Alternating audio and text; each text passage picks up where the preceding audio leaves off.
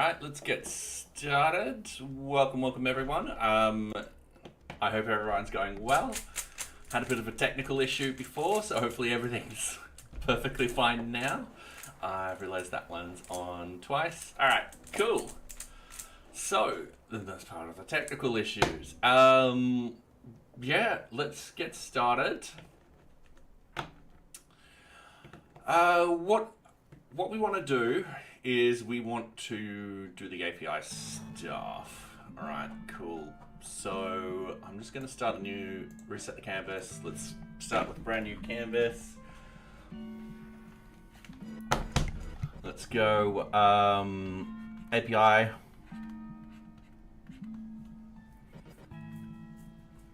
And let's talk about what we want to implement. So we want to implement it through stages. So implement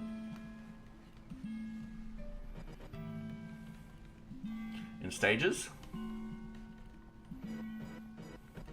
And the reason being is we essentially want to get this tested out first.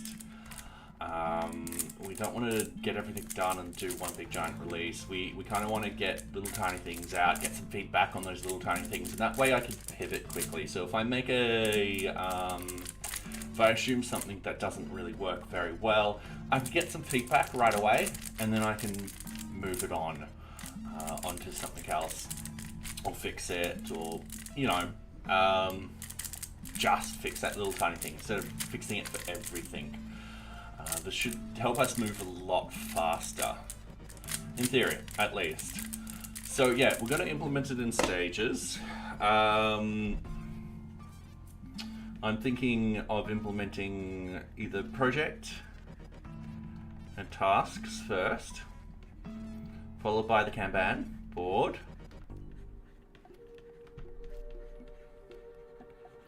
followed by your sort of requirements and requirement items.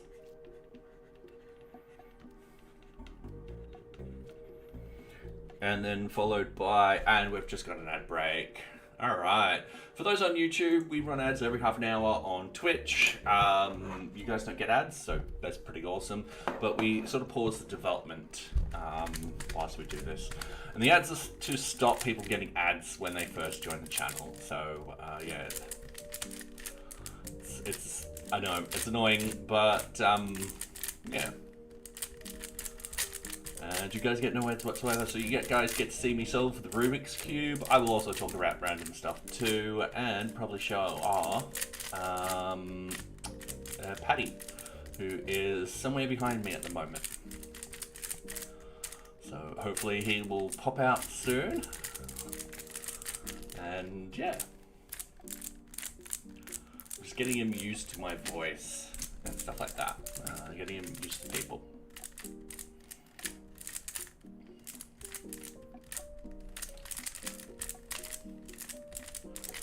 Alright, almost done this. I think we've got 20 seconds left for the ads. Yeah.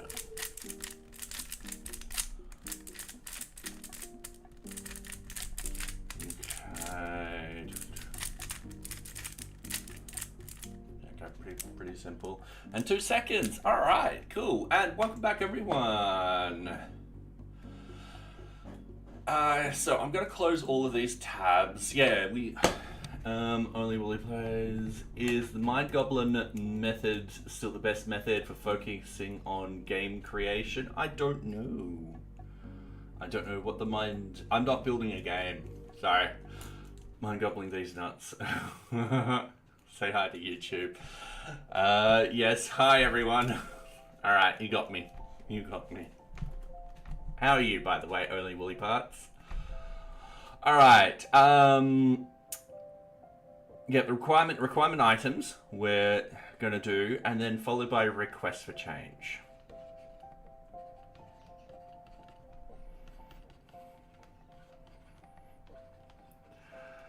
So that's how we're going to slowly implement it. I do know that there are some people definitely using this. I kind of want to get to it fast, sooner rather than later. However, I feel like this is a good sort of trajectory to sort of solve all of this. So, yeah. What we also want to do is with the API, we still want to do our CRUD with it. So we still want to create, we still want to read, we want to update, and we want to delete. And at the same time, we've got to do some documentation too. So, yeah. Now, give me a couple of seconds. I'm going into... Come on, let me type that. Thank you. I'm going into my production version. I'm just going to put this over here. So I did put in here.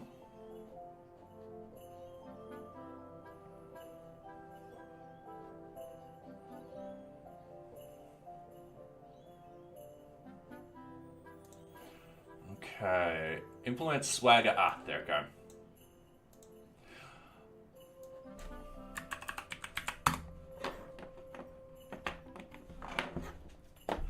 All right, API development for everyone. Simplify your API development with our open source and professional tools built to help you and your team effectively design and document API at scale. So yeah, the idea is we've also been requested to sort of document the API through something like this.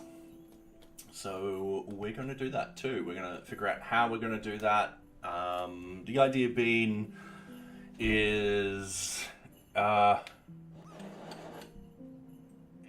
the idea being is if someone comes in and is like, all right, cool, I want to actually access this API, how can I? There'll be documentation directly for sorry, I can't speak English at the moment.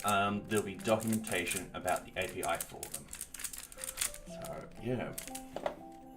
I should also note that, I'll go back to green text. On branch 0.31, we'll be using version 0, which is going to be like the alpha type of version building up. And then on branch 0.32, we'll be using version 1. So hopefully by the time we actually get to 0.32, I've sort of ironed out all the issues. And once those issues are ironed out, I will then be updating our database to be very generic for 0.32, and essentially we'll have to follow that through to the API and make all those changes into the API. So yeah, the reason why we're not doing that now is it will introduce quite a lot of issues, and I don't want to introduce those just yet. I know it's going to cause a lot of breaking changes, potentially a lot of breaking changes, and I'm like, I'm not ready for that. So yeah, I've decided to be like, all right, cool. If I set everything up right now, it should be easy as just renaming particular fields. I've just got to make sure that that all works. And yeah, I think that's a good enough sort of solution. Okay, so if we minimize everything, we're going over here. We're going to go cd sites NearBeach. We want to do a git pull. We're just pulling in all the latest information. And then what we want to do is git flow feature start, and what we're going to do is API. Hang on, that already exists. Git flow feature delete API. Easy done. Git flow feature start API. Sorry, that was for something else. So we're implementing this right now. I should also go git push. Actually, hang on.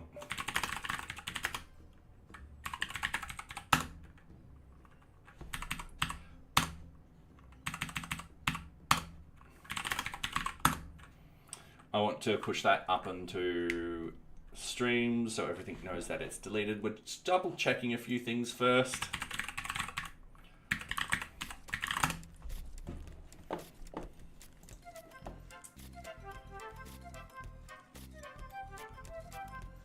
All right, cool.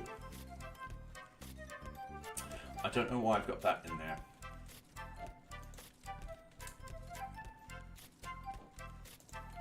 Oh. All right. Sorry, I got a quick pull request just to do. Yeah, that's fine. Review changes. Yep. I'm going to say yep, view that. Approve. Submit review. I'm just going to merge it in. Confirm merge. And what we're going to do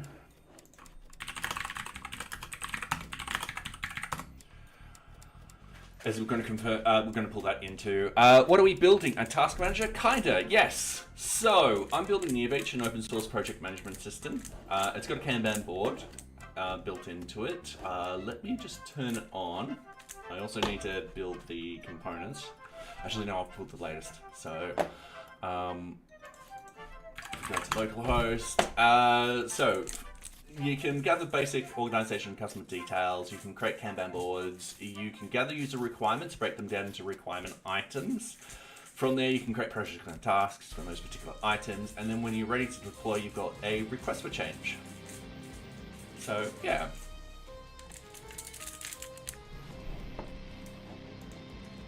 So I've been building it for quite some time now. All right, so I want to go to git checkout, develop, git merge in the main, and we're just getting push. All right, and so that's just to bring the develop branch up to the main. Easy done. What I want to do is git flow feature start, and then I want to call it API. So we're happy. So we're going to start implementing the API. We're also going to start doing this.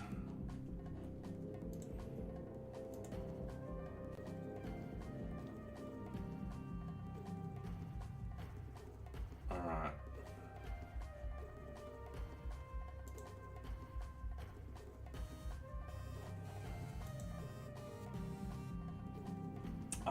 I probably will have to spend some time on the weekend to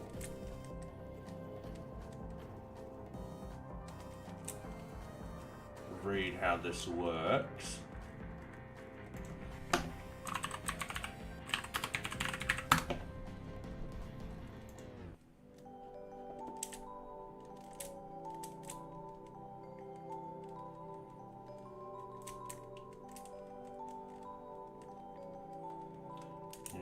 Oh, okay. No, I've actually used the end object of this. All right, cool.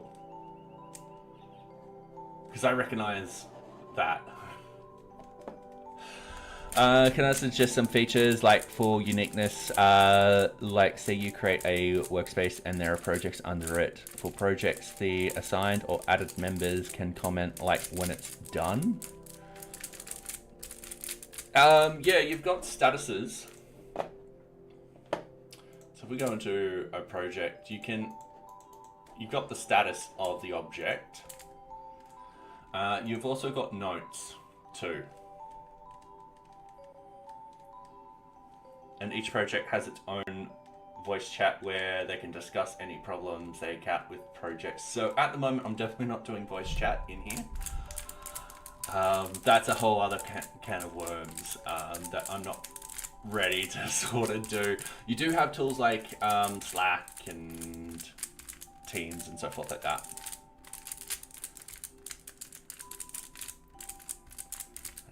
So yeah. And whether or not in the future I link this up so you can connect it with Teams or Slack, that could be a feature in the future. So for example, you go into here, there might be a dedicated Teams channel. So yeah.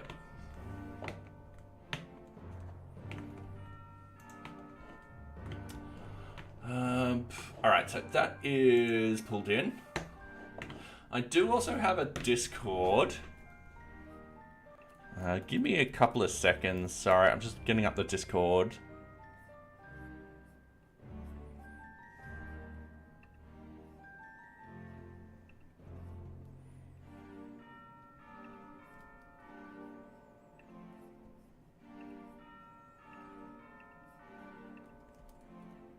Alright, there we go. Sorry, I have it, I need to get Nightbot working on YouTube chat and so forth like that. So, yeah.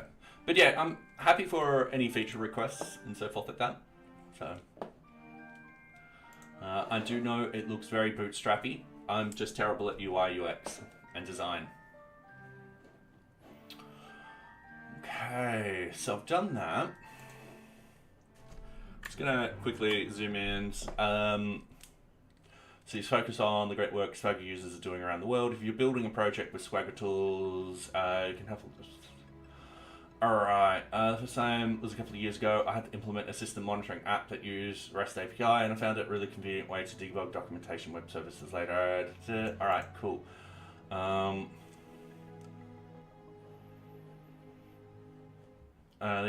Of this project provided crunch functionality, yep, operations to database backend. A lot of information that was needed to grabbed in the specification was already implicit in coded the application. So instead of manually writing down the specs, I decided to generate it using available. All right, cool. This is what the Python project. Okay, cool. Sample script.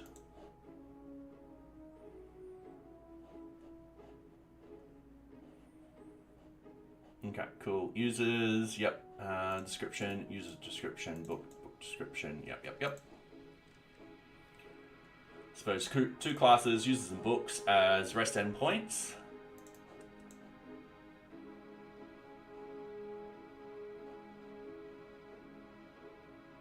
Okay.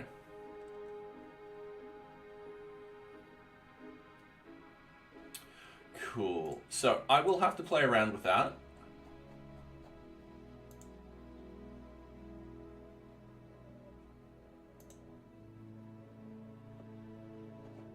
Yeah, I'll have to play around with that. So for the moment, we won't touch it.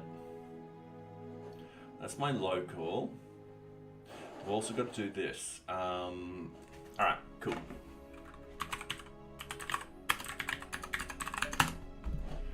Just doing that. So we want in here, we want to find the,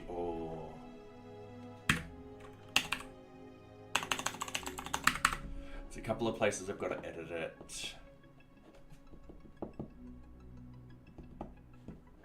We do have requirements. Yeah, there's Django requirements. All right.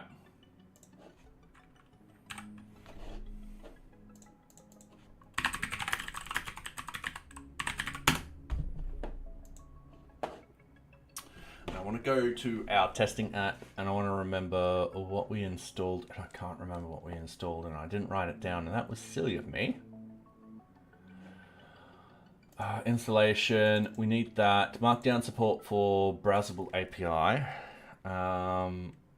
Filter support. So we're just going to copy that one for the moment.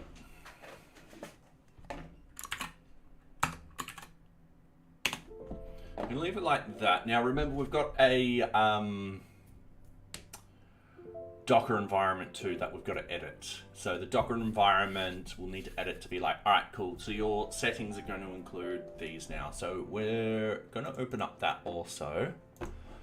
I'm going to go new window. We're going to have it over here.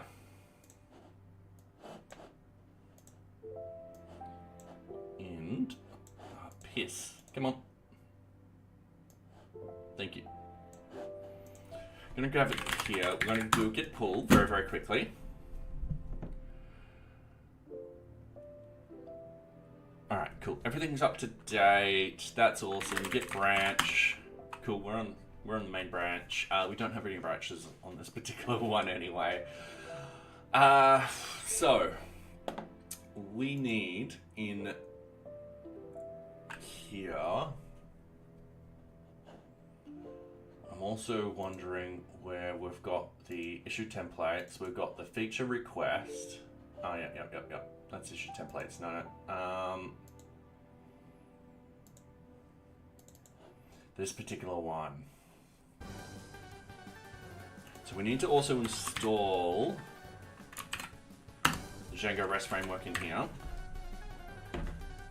Sorry, there's a number of places we've got to install these just because we're getting GitHub Actions to sort of build everything for us automatically. Yeah, and that's why. It's also helpful to have in the requirements, it's also helpful to have it here so you can install it locally still. So we've got this on here, that will install what we need. Then in here, we've got the requirements.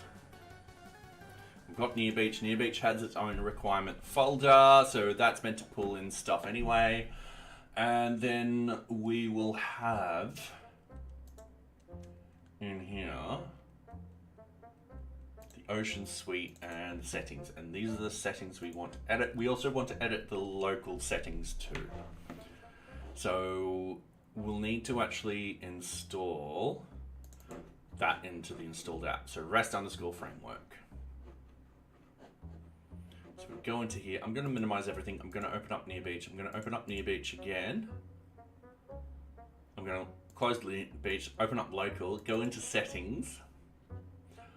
So installed apps, there's that. And then we want to do REST_framework here. So that's for local development, so nothing breaks. This is for Docker hosting.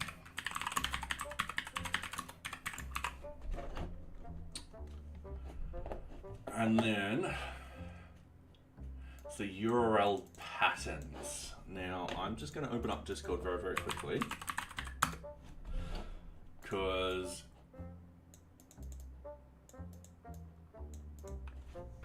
we are going to do something different. Excuse me.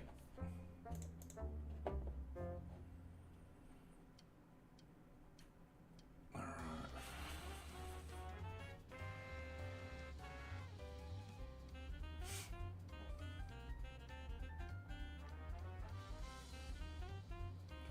Sorry, I'm just reading out Discord. All right, API, version 1, version 2. Yep, all right, cool, sweet. Sorry. A lot of this development is, I get opinions from everyone in our Discord. So I need some advice, like I'm a third year in university and there's a rumor, or is it truth, I don't know, that I have to do DSA to solve at least 400 and 500 leak code questions to get a job. Is that right? I mean, I never did. However, that being said, at the moment the job market's terrible and it's absolutely terrible. Hopefully it does pick up. I got it in a good time. My recommendations whenever you're looking for a job, networking is key.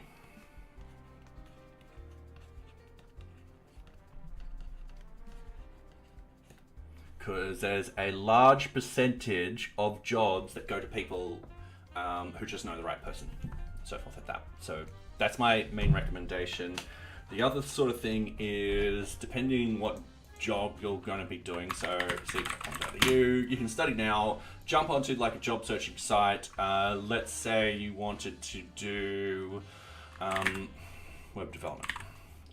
Let's say front-end web developer, a remote eat club. All right, I don't know why that popped up. My other recommendation is to go into here, have a look at all of these jobs, go read them through and see what skills they kind of want and sort of upskill yourself in those particular skills. So if they're asking for React and Vue, then play around with React and Vue. Open up a GitHub account, create a couple of small little projects. I'm talking like, they don't need to be big, they're small, something you can probably do in an hour or maybe 2 days at maximum. that way, when the recruiters come to you, or you go to recruiters and stuff like that, you can go, hey, listen, I've been building these particular projects. This is how I had this particular problem with it, and this is how I solved it. So yeah, those are my general recommendations. I mean, solving leak code definitely will make you good at leak code. That's for sure. However, it doesn't really represent what I do day to day. I'm kind of shy or not open to people. I'm a dev. I have knowledge in Next.js, Marin, Prisma, Mongo, and all. Fair enough. My recommendation is meetups and stuff like that. So piss off. Now I've got to use the like go here, find a meetup that's around web development. It can be something like AWS meetups, Azure meetups too, because a lot of web developers go to those. It could be particular frameworks and stuff like that. The only way you'll get good around people is to sort of put yourself out there and start talking to people. So yeah. I mean, I'm not the best at talking either. You can probably tell from this stream. So yeah. But yeah, networking is key. There's only been one time where I haven't got a job from networking, and that's my current job. And that was because the market was in my favor. Every other single time, I actually knew someone. So, yeah. My first job at the university, when I worked at the university, I got because I knew someone, and I networked my way in there. I then kept getting jobs at that said university because I knew someone. And then when I escaped from the university, I got my first job outside the university because I knew someone. So, yeah. No, that's perfectly fine. I'm happy to sort of answer these questions as best as possible. I probably don't have the best answers, but yeah. All right, so we've put it on the local, we've put it on the Docker. We're going to choose a different URL pattern, and we're not going to use all the REST framework URLs. Instead, we have our prior example here, where we've got URLs, and essentially we just cut down what we needed. We're like, all right, cool. We don't want everything because we're not wanting to use the whole functionality of the Django REST framework. So, yeah. All right. So we're going to do the same thing. And if I double check all this, I'm going to go to the tut and go to URLs. We have API auth, but yeah, we can always cancel that one out. And yeah. Now, one thing which I did kind of want to do is I kind of want to refactor the URLs eventually. And what do I mean by that is if we actually have a look under NearBeach, so we open up NearBeach and we open up URLs, which is down here, and we go to the very top, very bottom, you can see there's 1,152 lines of, well, I wouldn't say lines of code, but I'm just going to say lines in there. And that's a lot of data in there. I definitely don't want the API to be included in here. And by the way, we'll be shrinking this when we sort of remove some of these URLs in favor for the API. So yeah, some of that function, the URLs will be eventually ported over to the API. But at the moment, no. So I'm getting distracted with my cube. So one thing I was thinking of doing is splitting this up.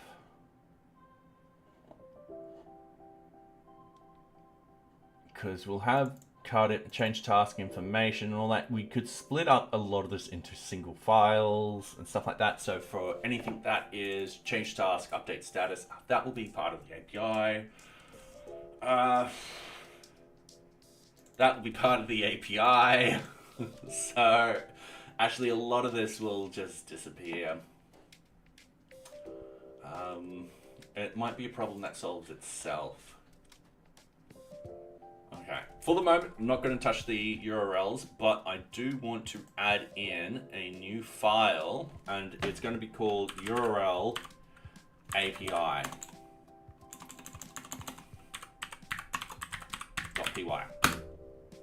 And this is where we're going to store all the URLs for the API.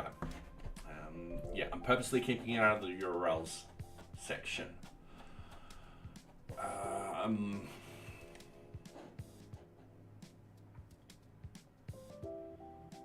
And I'm just wondering what is the best sort of solution to get to it.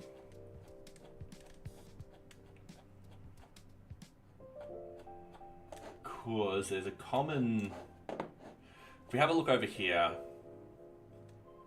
we've got that path, that include, and so forth like that. So it'll match the, it'll match up the URL to that, any URL to that. It then checks into here, and then it sees if it matches any of those. And then if it doesn't match anything of those, it comes back here and then matches up with that. Otherwise it fails. 404.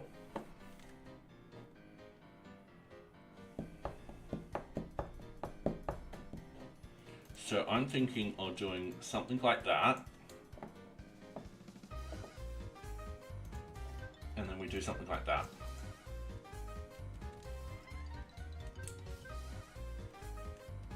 Yeah, I like that. All right, cool. All right, so going back into here. Oh, all right, so ad break has just happened on Twitch. We don't do any work whilst there's ad breaks on Twitch. I run them every half an hour, so people who actually join the Twitch channel don't actually get any ads when they first join. Anyway, I do need to go to the bathroom. I will be right back. I won't be long.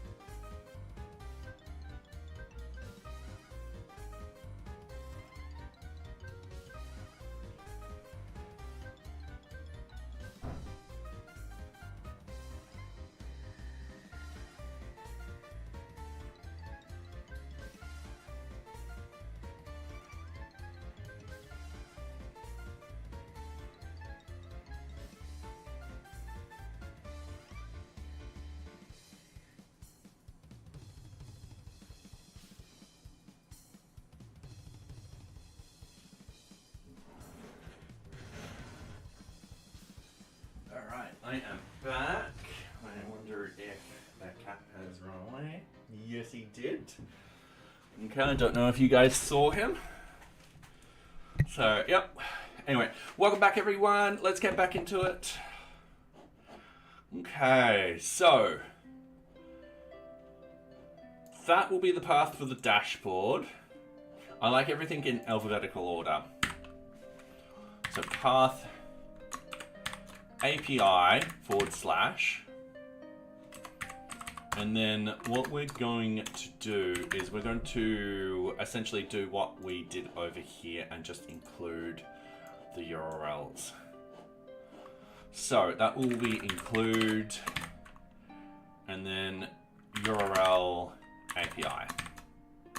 Now we don't have include in here. Oops. Oh, right. Get back. So, and we don't have a comma there. And I should do that.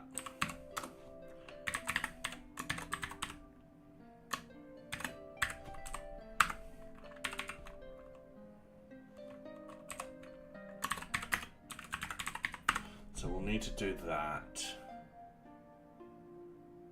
Unresolved.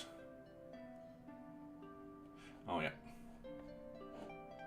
So yeah, we need to actually include it. So if we have in here, we've just got the, oops, sorry, this one, include snippets.urls.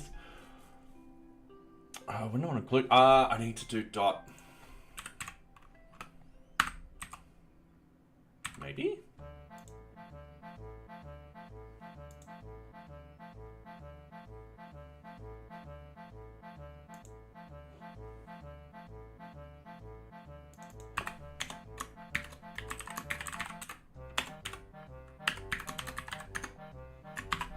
I think I just need to do that and then get rid of that. And then that, in theory, should be it. Did I forget a comma? Let's just hit stop and rerun. That's fine. Everything's just broken at the moment. We'll fix it up. So over in here, we're going to do something similar to this. And custom auth token as view. Yeah, all right.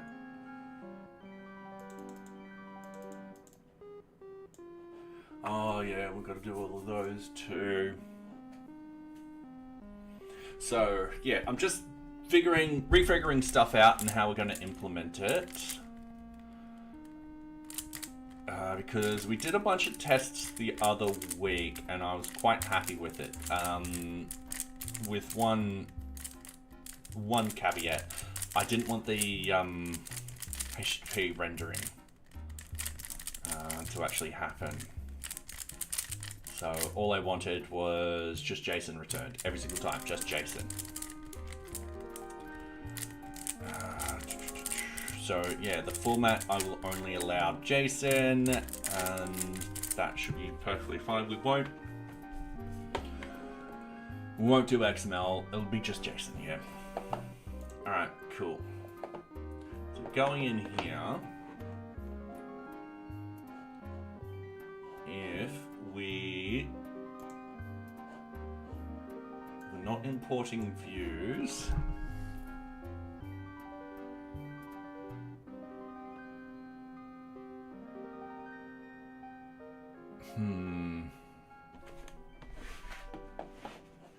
okay. We'll definitely need that top one, the Django URLs and so forth like that, and then we'll go include, what is it? It's a URL pattern, sorry.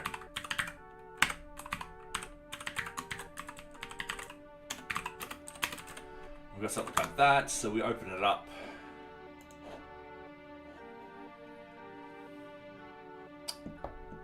And then essentially what we want to do is we want to have one with projects, we want to have one for this, we want to have one for that. Let's see if the file will run. No, it doesn't. I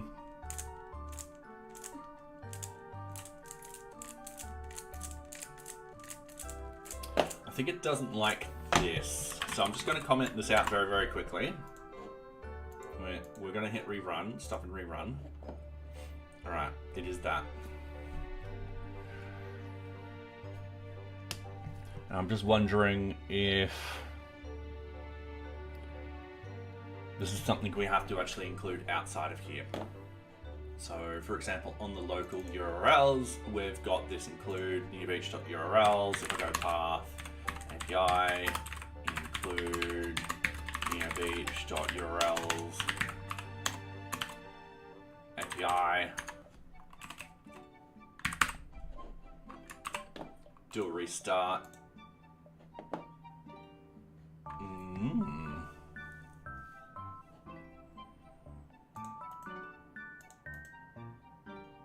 refactored this.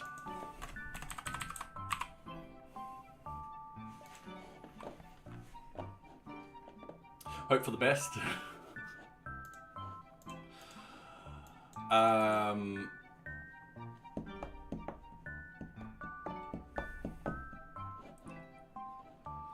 Hang on, I know a view we can import very, very quickly from...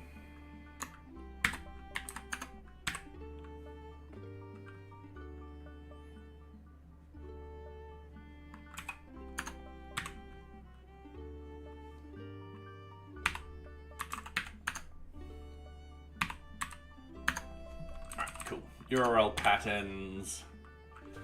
And then what I want to do...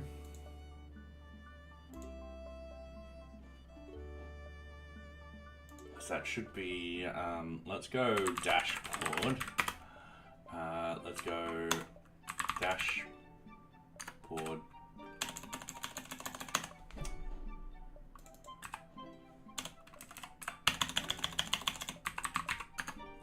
Dashboard views, and then we've got dashboard views dot dashboard name equals API dashboard view. I'm just making this up as we go along. That should not be in that pattern. That should actually be in path. Like so. And then if I hit rerun,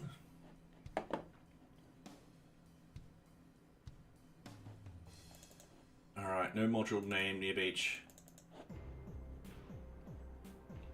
Oh.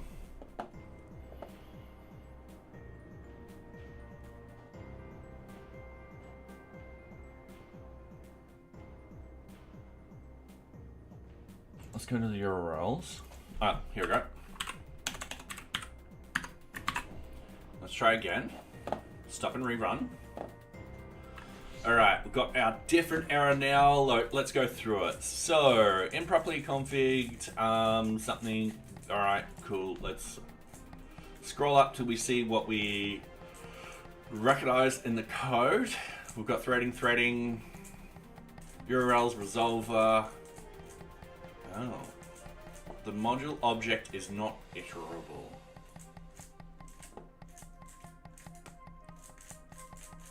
Okay. Hang on.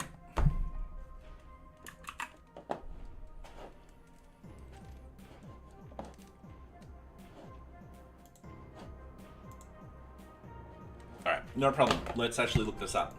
Django, multiple URL files. Easy done. Multiple URLs alright, cool. I'm wondering if it's possible to have a standard URL pattern spread across multiple files. In this case, the project-wide URLs, PY, and several app-specific URLs. Imagine the project looking... Alright, cool. So yeah, we kind of want to do something similar. Sure, URLs are processed in order, and to includes can have the same prefix. If one doesn't succeed in matching, the process will move on to the next one. Alright, easy done. So, don't know why it doesn't like this. I'm just going to move it up to the top. I'm going to go path, API /, and then we've got include NearBeach URLs API. And then I'm going to hit save. Nothing bad's happening. And then we start, and now all the bad stuff happens. So I'm like, no. No, not again. All right.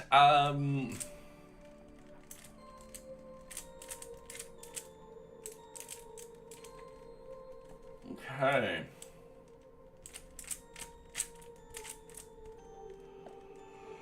Oh.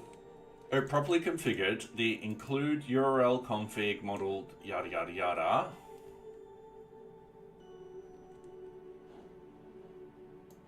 does not appear to have any patterns in it.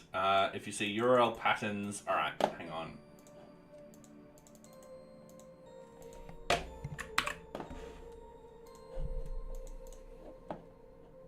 I did something stupid. There was a capital P. It was meant to be all lowercase. So that should be all fine. If we go into here, we go localhost API dashboard. It works. If we get what we want. So yeah, let's continue with this. Sorry, I'm just looking up the weather at the moment. Alright, so it's 26 outside, it is 30 inside. I'm going to open up the window. I'm terribly sorry, but this needs to be done.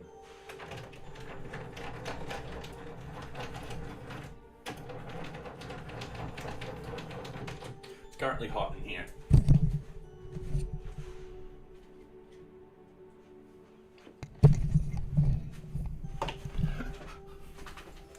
At least it'll get down to 17 degrees at 5 a.m. For those in America and don't understand these numbers, it will get down to 63 today and then go back up to 87.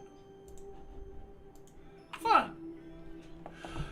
Alright, so I made a mistake. We've just put that in. We're all happy with this. So this is where we'll start putting in all our CRUD. Now, another thing I want to do, I'm just minimizing this, opening it back up. I'm going to open up NearBeach.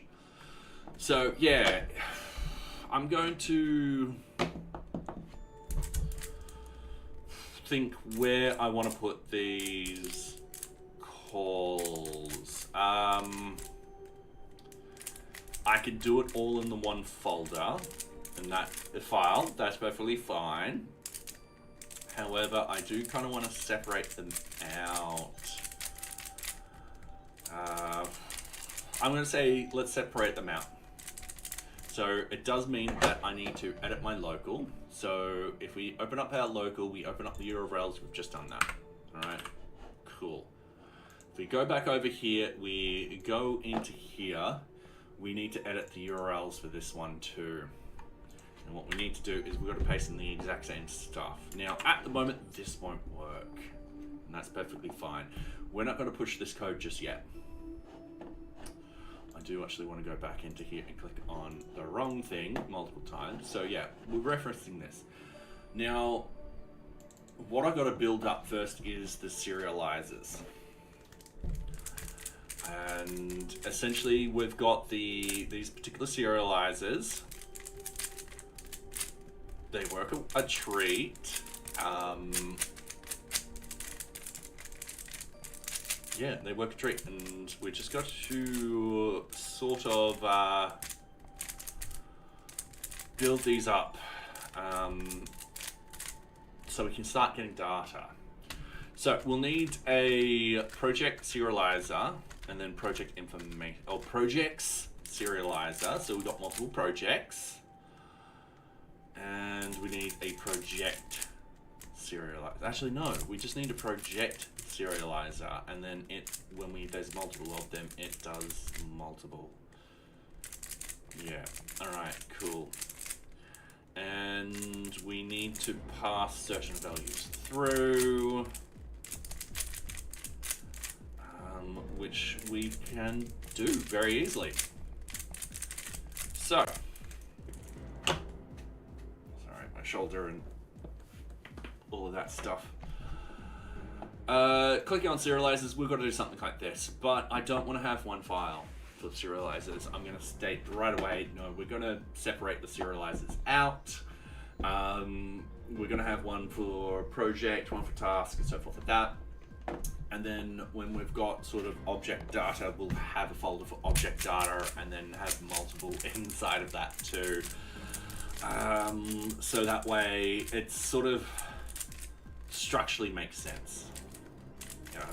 So yeah. Sorry, I'm getting really distracted with the cube tonight. Do apologize. Alright, so we put that there and we put that over there. Alright, so I'm happy with the local URLs. I'm also happy with removing this from here. And removing that from there. So we don't need that, and then it will still handle, so much data in here.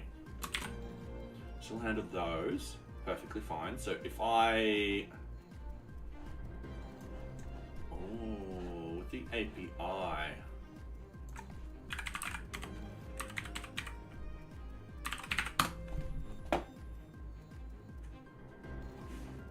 do a 404. That should be fine.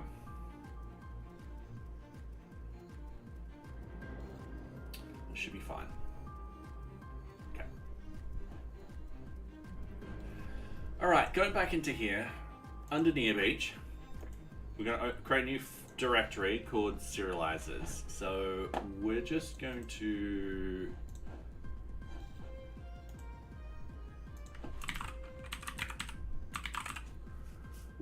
because I'm Australian, we're using the Australian dictionary. We're going to also create a new file. We're going to have it named like the views, how we with the views. So it'll be project serializer.py, and then we're going to go and add that. We're going to add a new directory, and we're going to call it object data. That might get renamed in the future. Yeah, we'll figure this out. All right, cool. So from here, we've got the project serializers. I'm just going to yank all of these lines. All right, they're just going to be there for us to sort of build our framework up. Once again, I'm not used to this at all. So what we want is nearbeach.models. I'm doing it like that because otherwise we've got to go up a couple of stories. Sometimes it's easier to be like, all right, cool. No, we're starting at the proper place, and we're doing that. Import. We only want to import project at the moment. We will be importing multiple tables, but at the moment it's just that. And then we've got the auth. So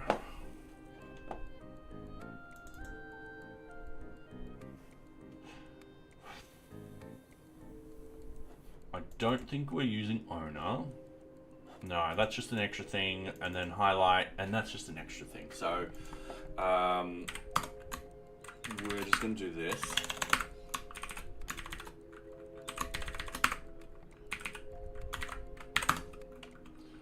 All right, so I want to go class project serializer. Yeah, this is.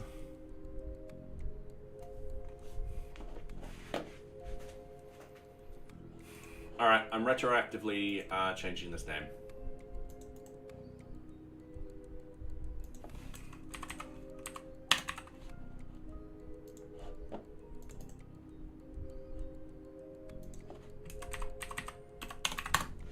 Reason being is because, yeah, we're using the Z everywhere else. It's just going to cause people problems.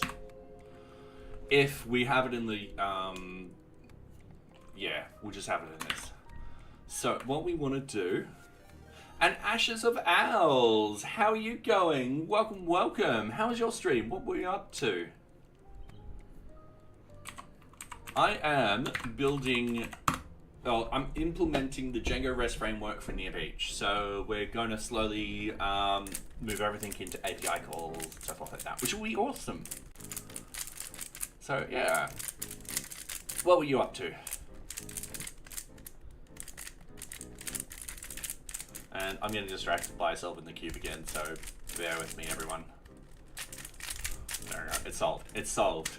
You're going well, just a bit tired, still chipping away at my project, excited to chill for a bit. Oh, nice. So yeah, welcome everyone. I'm Robotic Head. I am building an open source project management system, which is free to use and download and all that kind of stuff. This is just a 404 page. Yep, this is dev. So you can collect basic organization customer details. You can create your own little Kanban board. You can gather user requirements and then break them down into requirement items. You can then assign tasks and projects to people, and when you're ready to deploy, you've got a request for change, just in case anyone has ever done a request for change. So I've done a few in my time. So yeah. And today, due to a user request, they want an API implemented in NearBeach. So we're implementing version 0 at the moment. So the idea is over the next several releases, we'll be implementing the API in different modules for NearBeach. And I just realized I am not charging my iPad, which is my secondary screen. charge it. Cool. So a couple of streams ago, we learned how to use the Django REST framework, and I'm currently trying to remember. So yeah. Now, in this sort of case, we want to use serializers.hyperlink model serializers. I think, yeah, that's the only model in there. Hang on, I'll double check that.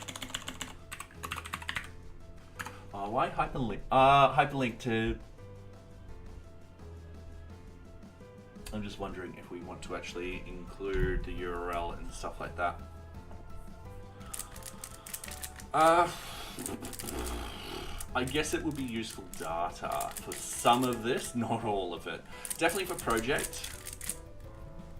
Definitely for project. So I am definitely going to put in hyperlink model serializers in there instead of just the regular model serializer. Now with the class meta, we've got the fields equals, and we're just going to go through the fields in a bit and be like, we're going to include this, we're going to include that. Now we might need to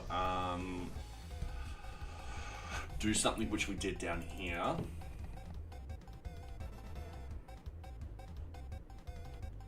Yeah, we might need to do something which we did down here to include some extra bits of data. So with NearBeach, there is a thing called status. And what we kind of want to implement is a human readable version of that status. So we'll have status ID, we'll have status name, and then we'll have status higher order, which tells us whether it is backlog, normal, blocked, or completed. Because all statuses, no matter what you name them, sort of fall on those particular statuses. They're the status of the status. Alright, so we want to go over here. We just want to go, let's say, at API at the moment. We haven't set anything up. This is just the serializers at the moment. I am going to, sorry, localhost, admin. My brain's not focusing. Projects. We are going to go straight down to projects. And we're going to open up a project. So we'll definitely project name, project description. And this is all the upstream. So project ID, project name, project description. And once again, when we refactored the database and all that kind of stuff, a lot of these names will change. And we could potentially... No. So I was thinking if I could do something clever. I'm like, no, in this sort of case, being that clever is a bit silly. So yeah. Okay, so we've got the description. We want organization.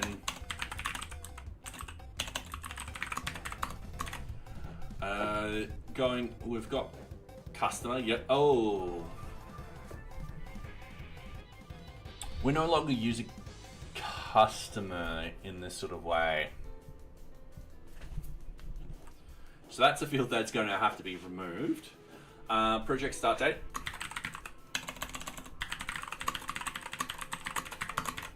Project end date.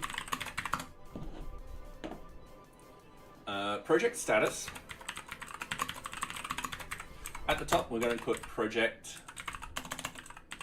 status ID because we still kind of need it, and then we're going to put in project status actually, no, we're not going to put in the long one just yet. We're going to implement that very slowly. The story points don't exist at the moment. We'll be re-implementing those. They're part of the old version of NearBeach. So back in August 2020, I decided to delete NearBeach. I should have deleted 100% of the code instead of deleted 95% of the code, and I kind of kept the database structure, which was... No. I should have deleted that too. We do have project priority. And hey, Carson P, how are you going? How's it going? It's going good. I have a long weekend, so I'm looking forward to it. So yeah, we're implementing the API functionality into NearBeach, which is nice. I'm finally getting it done. Now, I'm not going to include create user and so forth like that, just because with an API, do we really need that information passing off to any user? Maybe, there's an argument for it, but for the moment, let's just get these particular fields working. So, now I don't need... Yeah, I don't need any of that. Actually, I need that in line there. YouTube recommended this. I have no idea what this is. All right, fair enough, no problem. So I'm building an open source project management system called NearBeach. Essentially, you can gather basic organization and customer details. You can gather user requirements, break them down into requirement items. Think of that as user stories. From there, you can build up, let's say you need a Kanban board, it's got that. Otherwise, there's projects and tasks. And then when you're ready for deployment, you've got a request for change. So, yeah. YouTube is being dubbed giving small channels reach. That's fair enough. Yes, this is a very small channel, even on Twitch. So I'm also streaming at Twitch at the same time. Yeah, it's small. I understand that. But, yeah. Alright, so we've just done that. So we've got the serializer. Now, if we go into here, we want the URLs, wrong ones. We want these URLs.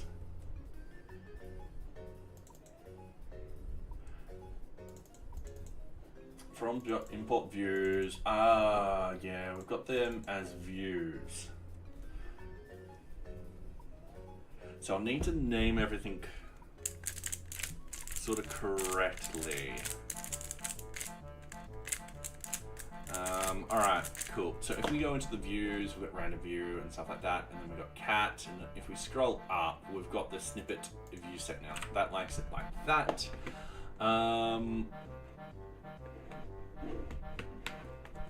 Yeah, I've only really just started working on the YouTube stuff just recently, within like the last, hasn't been long, I think a couple of months. So yeah, I used to always just ship the videos over and then upload them and stuff like that. But yeah, I've been streaming more on Twitch. I've been streaming on Twitch for,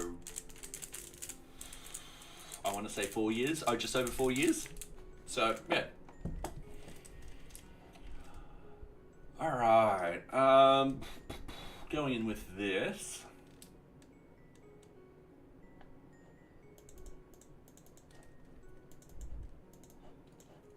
Okay, yep. Oh, and talking about ads. Alright, so for those on YouTube, we run ads every half an hour on Twitch. The idea is to stop pre-roll ads happening whenever you join the channel. So if you actually join the channel right now, you won't get any ads. So yeah, whilst that's happening, I pause development on NearBeach and I usually solve a Rubik's Cube, show off a cat or two, or do something random like talking and stuff like that. So yeah. For those on Twitch who don't see ads, yeah, you get to join me also. So, yeah. And for those wondering, yeah, we do get paid with Turbo. So I get, I think, about the same amount of money as the ad revenue. It's been uncanny. It's always within a very small margin. So, all right, there's the cube. Actually, no, it's not solved. Whoops, sorry. That would be a DNF. How fast can you solve it? I think my fastest was 29.7, if memory serving me correctly. However, I'm not as fast as that anymore, and that was a fluke. So I'm around about the 45, maybe 50-second mark. The reason why it was so low is because I think when I got to the, I think the second layer and stuff like that, it essentially solved most of the top. which happens. There's been times I've actually solved the whole cube by just doing a second layer. Not often. Best was 46, but it's pretty good. Remember, that is pretty good. Yeah, there's a lot of improvement that I need to do to speed up my cube solving. Anyway, welcome back, everyone. Is that I don't know the method names, and I'm just making up a method as I go. So my method, give me a couple of seconds, I'll jump onto this. My method is usually the cross on there, followed by the one side. Oh, I've mocked that up really badly. That's meant to be like that, and then that's meant to be like that. So I do one side, and then I do the 2 lines. Now I do know that this is where one of the improvements I can do, and I do know I should actually learn it, is you can get that one side and 2 lines pretty easily. So you're at that point. And then I tend to do the corners up at the top and make sure the corners are correct at the top. And then I usually have a few algorithms for the top that I can just quickly solve like that. So. My cousin had a cubing channel where one of his 3x3 videos got millions of views. He could do it in 16 seconds. Like, how? Oh, fair enough. Fair enough. Yeah. It's a fun little, I love the puzzle. It's fun to play around with. So, yeah. Now, another thing I want to do is naming convention. This is snippet view set. That's with this set. Yeah, it definitely is fun.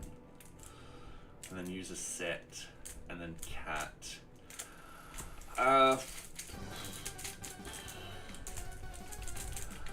Alright, cool. So I'm just thinking of naming convention up here. So up here, what I want to do is I do eventually want to create a folder called views, and then I kind of want to store all the, actually no, I've got all the views. What am I talking about? So I've got all the views,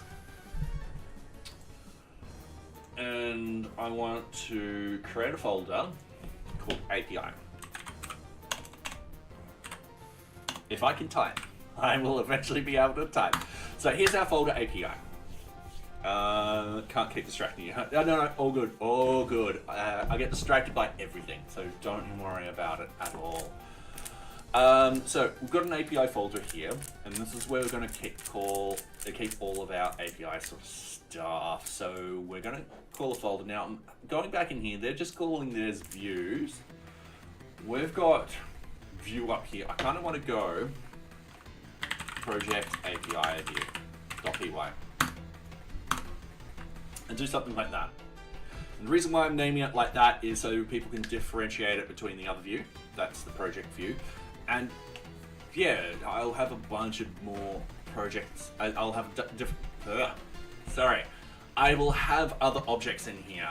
For example, task API view, Kanban board API view, and so forth, and so forth, and so forth. So, going with this, now they've defined the root, request format, user list. We don't want to do any of that.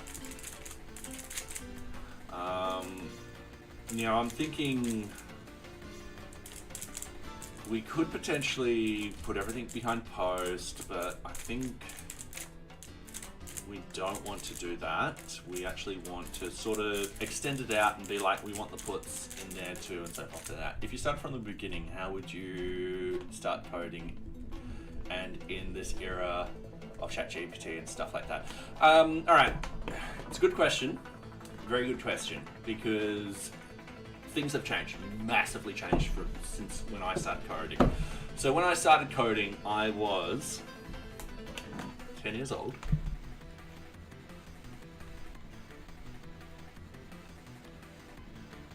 All right. And my father bought me a calculator. All right, it was a Casio, one of these. Probably can't see that. It's one of these sort of Casio sort of things. I sadly don't have it anymore, which is a bit of a pity. Just years of, I'm no longer 10. So 10 years old, I got that. And it came with a book on how to use it and stuff like that. And that's where I started learning how to program. And then when I was 16, I learned Visual Basic at high school. And then when I was 20, I learned C at Maple, which you might actually see. Actually, no, the whiteboard's in the way. I actually have Maple 13 in there. And then I had MATLAB. So I actually bought legit versions of these. Once again, I had books and I had lectures. This one, I mainly just had lectures. Now that I'm 38, if I was to learn a new programming language, let's call it new programming language, I would still use books, blogs, ChatGPT, or similar, and documentation.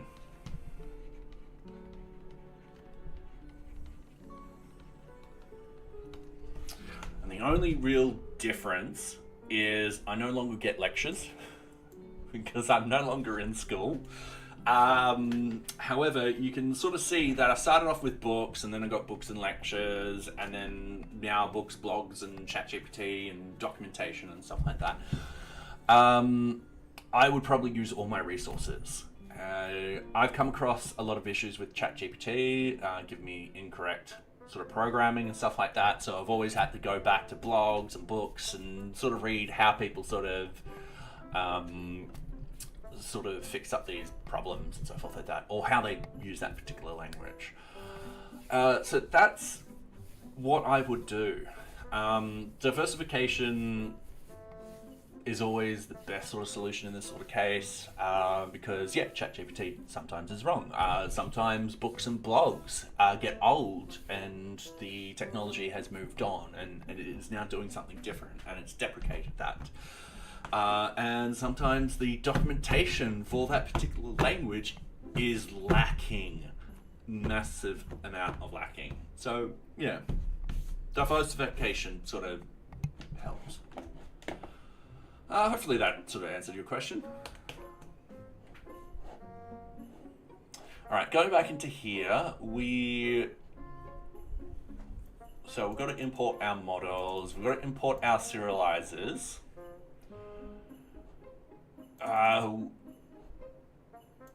We're not worried about permissions. Yeah, I'm not worried about those permissions at all. So helpful, holy crap. Legit did not know you would pull out the whiteboard, but there's that yet. It is a good question. A lot of people think, oh, ChatGPT is going to replace us and stuff like that. And it's like, no, not really. It makes as much mistakes as I do day to day. The difference between it and me is I go out and do a little bit more research to figure out what I made, what mistake I did, and how I'm going to fix it. Bad.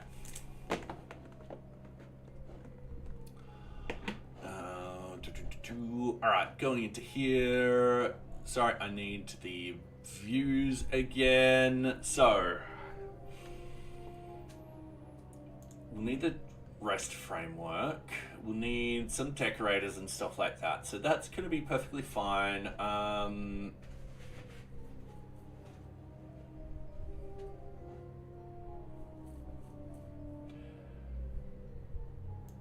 We'll need some decorators on these particular things.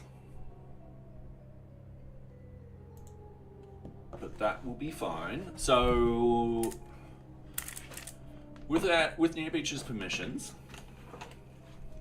so your 0 is no permissions.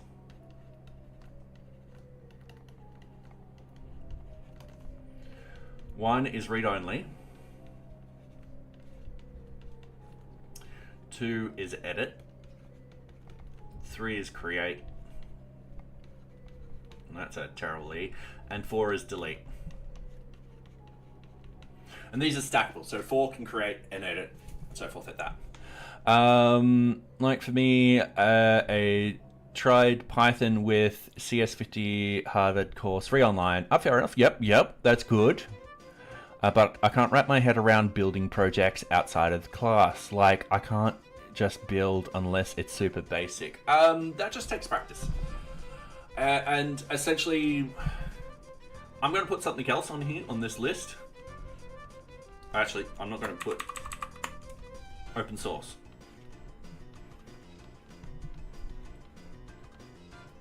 All right. So, for example, if I wanted to make myself a web framework, I could easily go on here and be like, oh, Django, cool. And look at the source code and see how they've actually set up their project and so forth like that. If I wanted to look at the Doom source code, I can. There it is. This is the Doom source code. This is how they set it up back then. My recommendation is to build something small. Start with a small project, something which you can do within 2 hours. And then once you're done with it, it can be the next day, next week, or whatever, build another thing. You'll start running into little hurdles, which is fine, because programming isn't about a sprint, it's about hurdling. And what will actually happen is you will solve this hurdle and jump over it. And then you get to the next hurdle, you solve it and jump over it and so forth like that. And every single time you jump over a hurdle, you're actually learning something new and essentially figuring out a solution to a problem. And that problem of not being able to build projects outside of class, you'll essentially be like, all right, cool, no, I can do this now. I've just done it 10 times. So yeah, I did forget to put in open source here. So yeah, open source. I do actually look at other people's projects and be like, all right, cool, that's how you'll sort of structure that. Especially when I first started out with NearBeach, I kind of looked at other people's projects and be like, what is the proper way of actually structuring a Django project and so forth like that. And I made a mistake, which is fine, which I sort of corrected back in August 22 when I deleted 95% of my code and really should have deleted 100% of my code. So yeah. Alright, so we've got snippet view set. Oh yeah, this is the example and stuff like that. Alright, cool. So we'll need to import what models we want. So we'll go import. Because we're several layers up, I'm going NearBeach.models because best practice, if we can go back to the start, we can. Import project.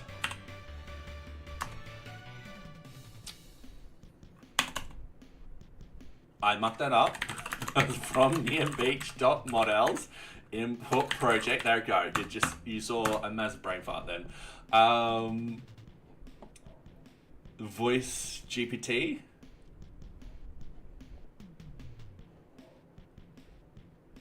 So I'll need a little context with that one. We need the serializers. So once again, we're several folders up. So that's serializers, import. Wait, it'll be dot project serializers, import project serializer. All right, cool. We're not worried about the permission. We do want the REST framework stuff. I'm just gonna yank the next 15 lines. We're just gonna paste them in. We're just cheating at the moment. We'll need the REST framework. I don't know about a lot of that. Won't need the auth. I'm actually gonna say let's delete the rest of that for the moment and we'll build up what we need. So down here, I'm just gonna copy this as an example so we can reference it. Now, this has the API route, so I'm gonna include the API route for the moment. Now, we do need the decorators, so REST framework.decorators import API view. So yeah, we'll need that. We'll need the response. We won't have users. We won't have snippets. But I'll do that now. Oh, response is... alright. From REST framework dot response import responses. It's actually a capital. There we go. Your course. This is a voice-based AI chatbot in terminal using the user's voice input, generate an AI generated response, convert the response to speech, and then play it back to the user in their own voice of choice. Okay. Elven Labs API for the realistic voice in its real-time almost. Ah. Okay.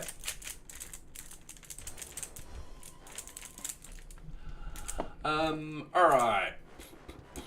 So, I've done that, and then what I need to do is I'm building a class, and the class will, this is where I'm going to copy this for reference, because once again, we did this the other day. It's nice to have some references. And then what we've got is project view set. Now, we've got viewSets.model viewSet, so it's part of the REST framework.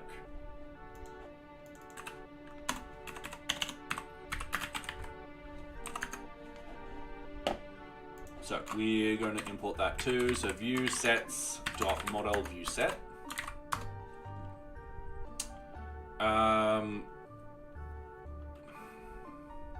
We'll need to eventually add in some documentation. One thing which I want to do with the API is sort of clean up quite a lot of NearBeach and also implement a lot better documentation of the nodes. So each function will sort of be like, all right, cool, this is what data it is getting, this is what it will return, and so forth like that. So yeah, I need to get better at that. Yeah, pretty much. So project view sets. Now won't put any comment in at the moment, and also we've got to document this API process too. So when people use the API, we've got a document set. People can be like, all right, cool, this is how I get data out, and so forth like that. One last thing, would you recommend typing all code by hand or using the autofill tools to assist that? What is your take? I don't know, you can ask as many questions as you want. That's perfectly fine. I am not having a problem with answering these. My recommendation is when you're starting out learning new code, don't do what I just did and copy whole entire sections, because I'm going to forget how to write that code. My recommendation is to type it out so that way you can remember. But when you're when it's in your memory and stuff like that, and you know what you're doing, there's nothing wrong with hitting tab to autocomplete and stuff like that, because at the end of the day, you'll program a little bit faster. So, yeah. All right, and hey, the bud that I know, welcome. How are you going? How are you this evening? All right, so straight off the bat, I want to do, like, once again, a query set equals project.object.filter. Now, we're going to apply filters that only a particular user has access to all of these. But however, that being said, that this particular user won't actually... What do I want to say? We haven't set up the user permissions just yet for the API. So later we'll edit this query set functionality and make sure we exclude any sort of projects that the user should not be able to access. So it's getting about the basics drilled into your head, then once you are ready, start spinning up. Okay, yep, exactly. So yeah, get the basics in there. Once you sort of know exactly what you're doing and stuff like that, you'll end up just typing it and just hitting tab. So yeah. So we want the serialize class equals the project serializer. Now the permission classes we're not going to worry about at the moment.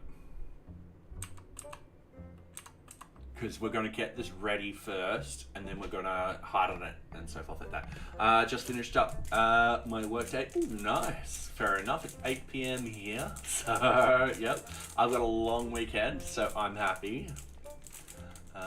Yeah. Hopefully you also have a long weekend.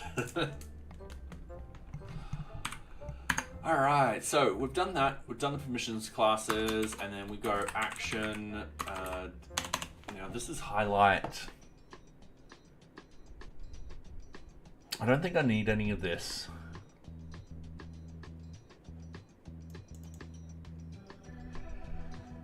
I've got to perform create. Yeah, something tells me I don't need all of that. So I'm just going to read what we did. Yeah, we just did that with that, which is exactly what we want.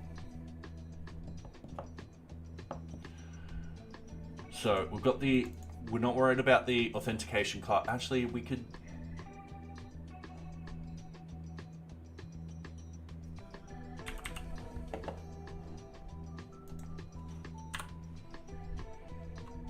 We can do that.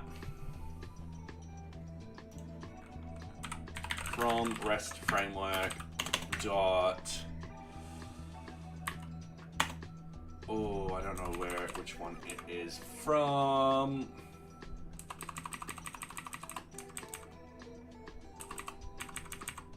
Missions import. Oh, all right, not a problem. I'm gonna cheat.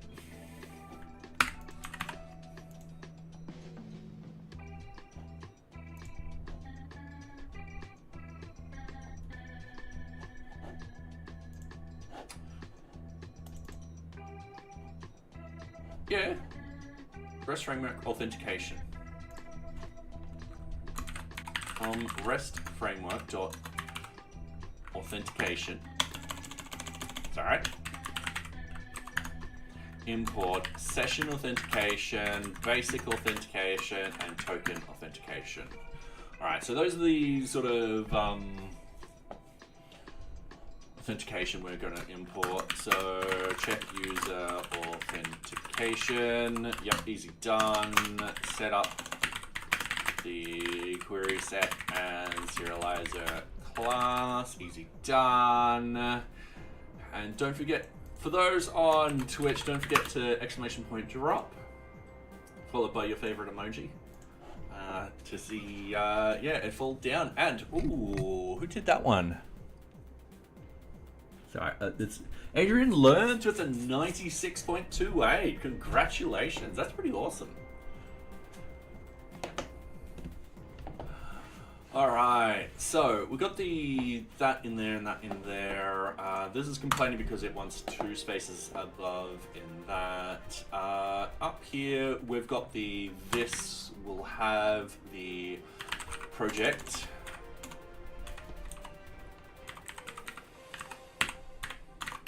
Reverse,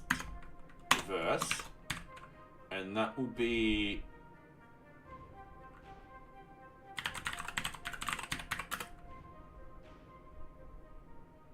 project list, and then request equals request, format equals JSON,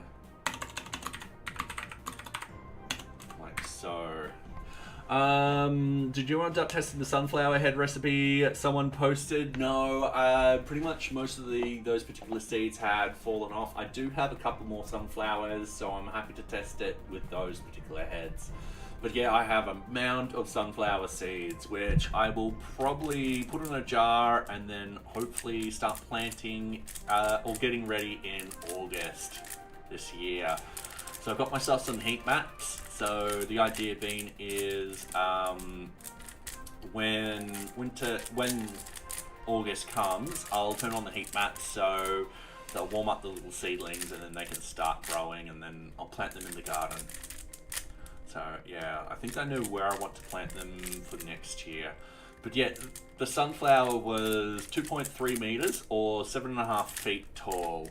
It was massive. And when I took out the root ball was huge. So yeah, I've actually got to replace all the soil in my garden bed now, because as much as I tried removing most of the dirt, there was still a massive hole there. So yeah. All right, we've got an incoming ad. We've got this reverse not working. So I'm just going over here. We're just double clicking this. That's part of,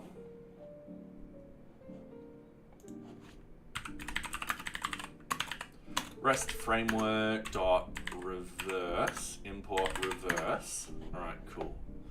So I don't know if any of this is going to work straight off the bat, but hey, we'll try. And then with the URLs, so we want the API URLs. So much like in here, what we need to do is we need a router set up. So to do create router to register our view sets. So what I want to do is create a router for our view sets. Easy done. I'm just going to copy all of what's on here, and I'm just going to paste it for references.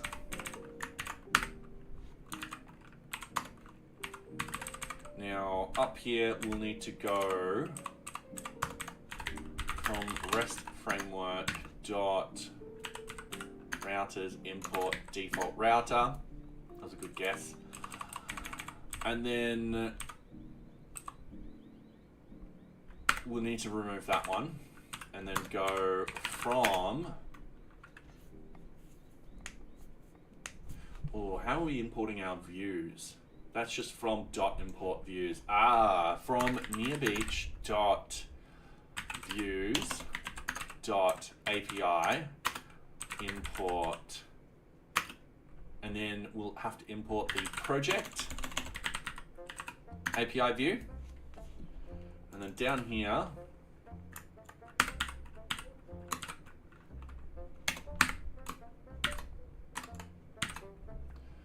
we have router.register r.projects, and then we'll have the project API view and base name equals project. And then I'm just commenting those ones out. And then sorry, I just sunflowers, that's really cool. Yeah, so I grew a really tall sunflower, and I've got several other. So the funny story is, there's ads. All right, sorry, but you're on YouTube. You can probably still hear me. So I bought some dwarf sunflower seeds, and there were a few really big ones in there.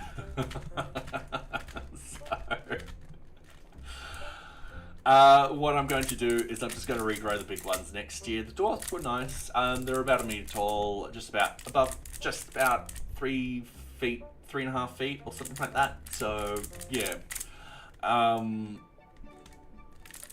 But these ones were huge, and I kind of liked them. They were very nice looking, and I took quite a number of photos. I don't have my NAS turned on at the moment, so I can't access the photos.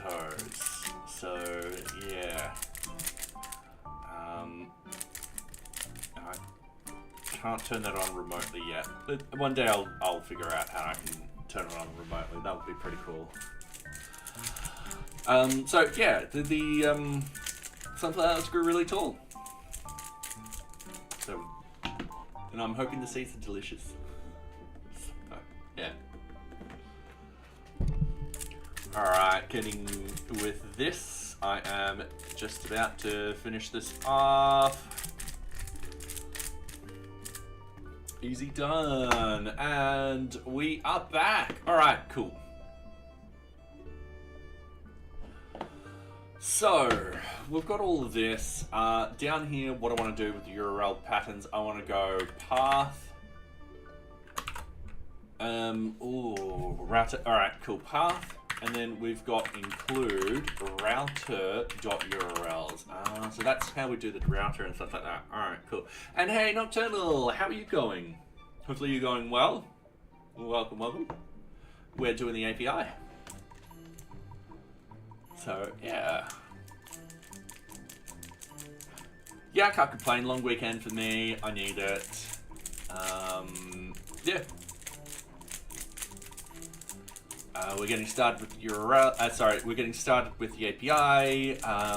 What I'll do is I'll release it in small little piecemeal things. That way I can get feedback and make improvements to it. And then once all of that is done, we start moving everything over to the API calls. However, that might be one thing which we might want to wait to 0.32. So yeah, I haven't made up my mind yet around all of that. There's still a lot of things on the roadmap I want to complete. So now we've got path. Actually, I think that's all we need.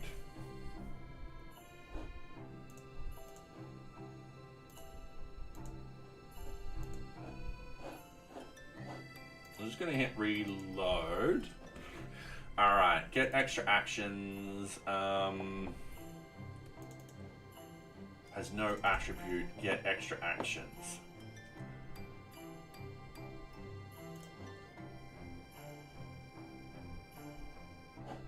Alright, so I want to go into here. I want to click on this.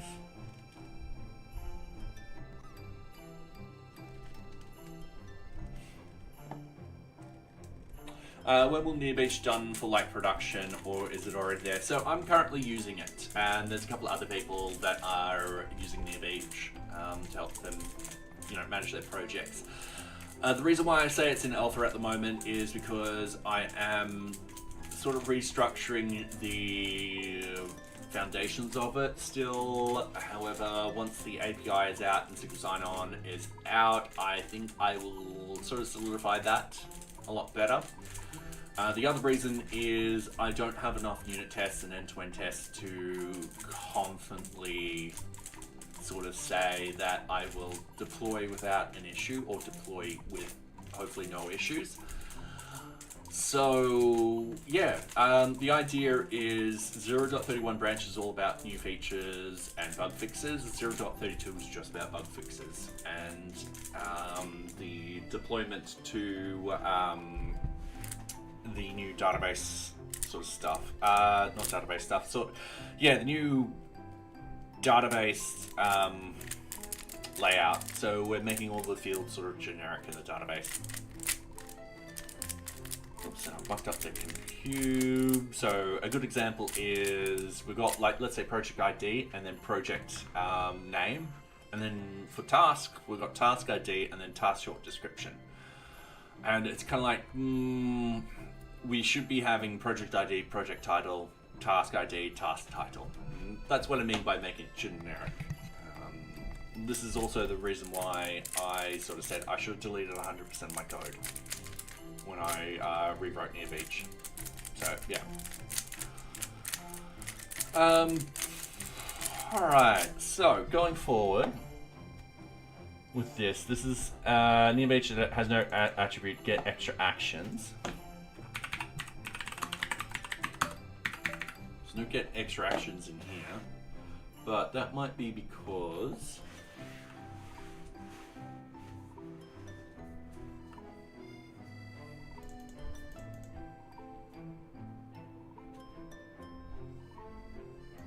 hang on. No, that's fine. Yeah, should be just that.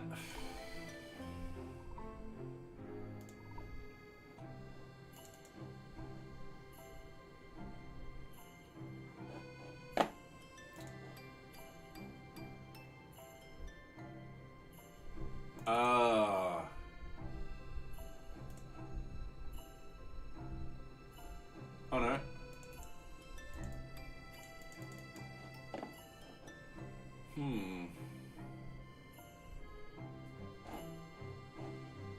Okay, let's find out.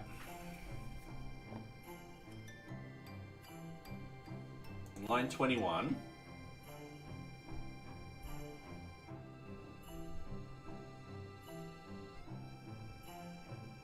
Router.urls. Yep, that's correct.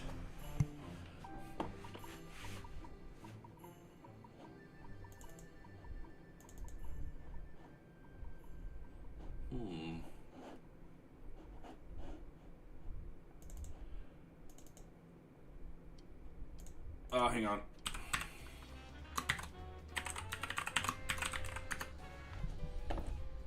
I think I did something silly.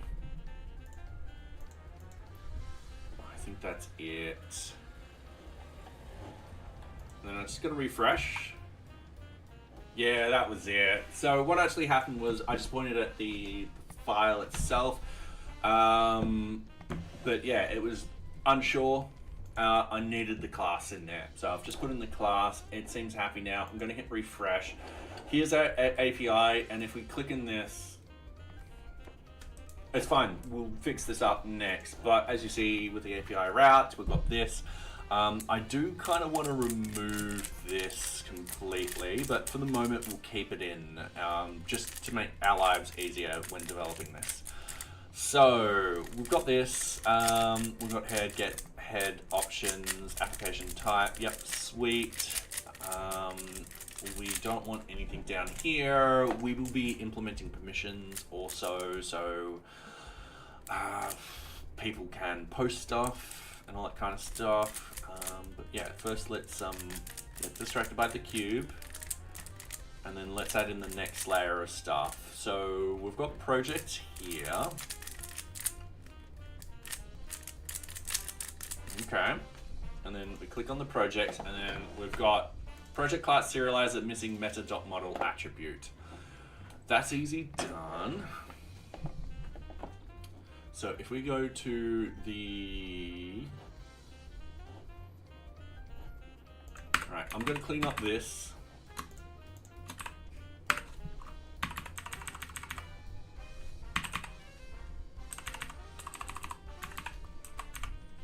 Okay, so that way it's all clean.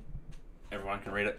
Are you Australian? I have a friend from Australia who's studying abroad here in the US. Local time is 2 a.m.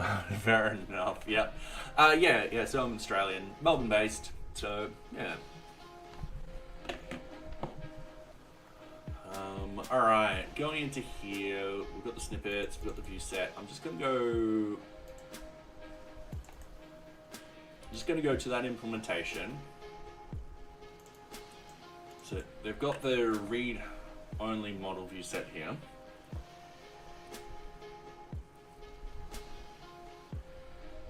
They've got the query set as this. So once again, I'm just going to go into here like so. We've got the authentication, we've got the query set in the serializer class. I knew I could recognize the accent. We do have a very weird accent. So with the query set, project, objects, filter is deleted and everything like that. I think I'm just missing some of the URLs. Hang on, sorry, I'm clicking on this. No, all of those are separate to that one. Oh, fair enough. Fair enough. Much better than the southern accents. I don't mind the southern accents.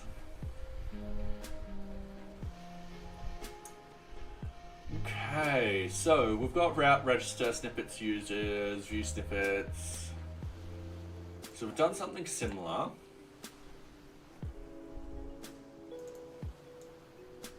Project serializer missing the meta.model attribute. Alright, I was looking in the wrong spot. So project serializer, we want meta dot, and this is, they literally said it, model. So model equals, and then we just type in project. That's it. Now I've just got to wait for everything to. I'm dozing off sleep now. Sorry for yapping. All good. Once again, that is perfectly fine. I'm happy to answer any questions and to have a little chat. So yeah. All right, I'm going to hit refresh. Improperly configured URL. Yeah. Could not resolve URL for hyperlink a relationship using the organization details. You may have failed to include the related model in your API or configure the lookup field attribute on this field. So, could not resolve the URL for hyperlink relation organization detail. All right, you know what? I am going to get rid of that. In fact, I'm going to get rid of most of these. We're going to put them in one by one. We're going to hit refresh and boom. All right, cool. So we've got everything in here like so, which I'm happy with. Now, that being said, I'm trying to think. Hello, is there a way of updating the current container image with the latest version, or do I need to remove and redo the Docker Compose? No, you should be able to update it. So, depending how you've done it,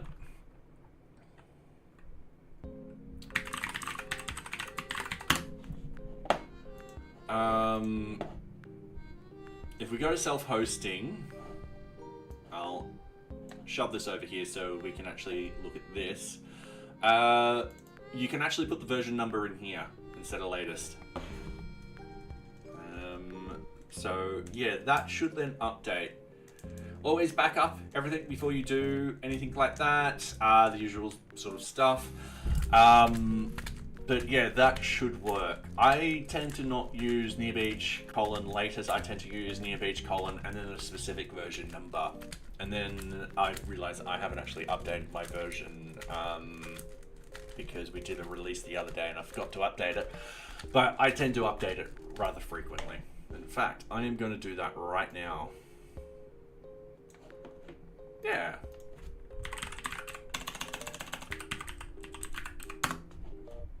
And I am pretty sure Nocturnal will know a little bit more how to update it when it's just on the latest version. I'm not 100% sure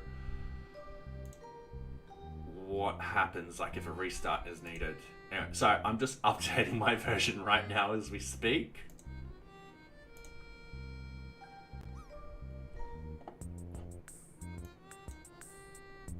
So I'm updating to version 0.31.63, which is what we did the other day.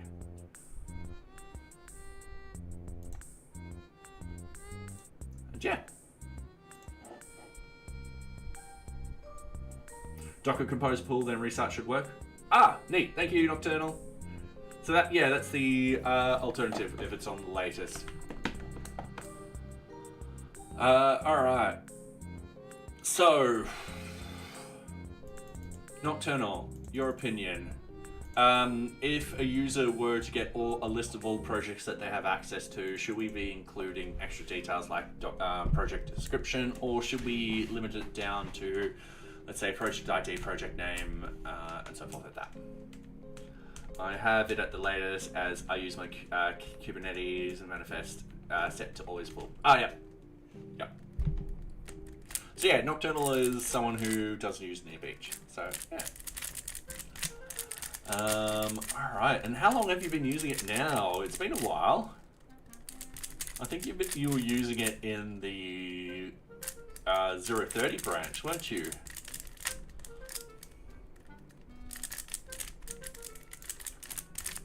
Which was not last year, but the year before. Yeah, it's been a while, I know.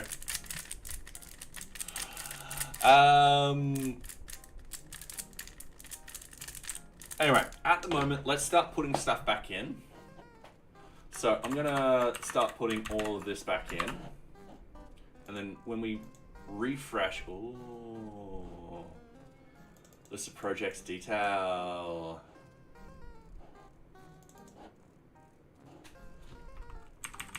hang on. All right, I'm going to say it's probably these.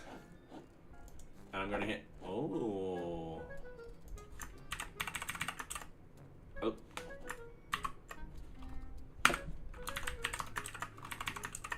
Oh, piss.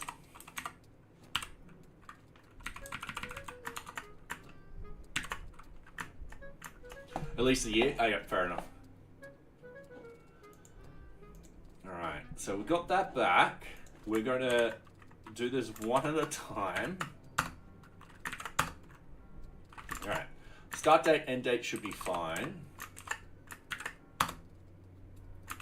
Okay, and then project priority, we'll break it. No. But we need to change that from an ID into a value. So yeah, in some APIs I've had to interact with, they have a field, but in the URL you can do comma separated lists. In the variable you can do comma separated lists.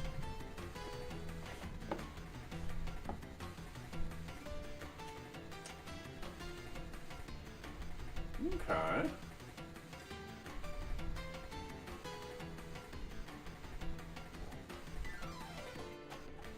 Oh, we can add a project in here, which I'm going to have to turn this off.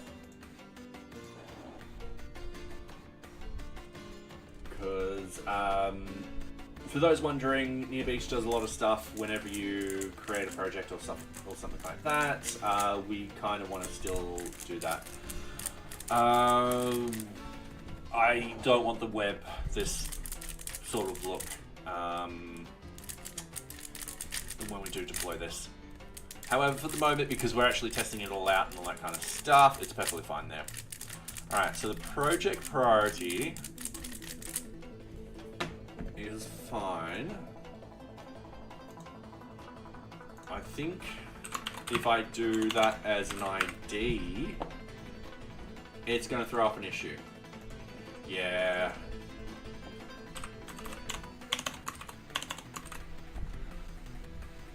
Alright.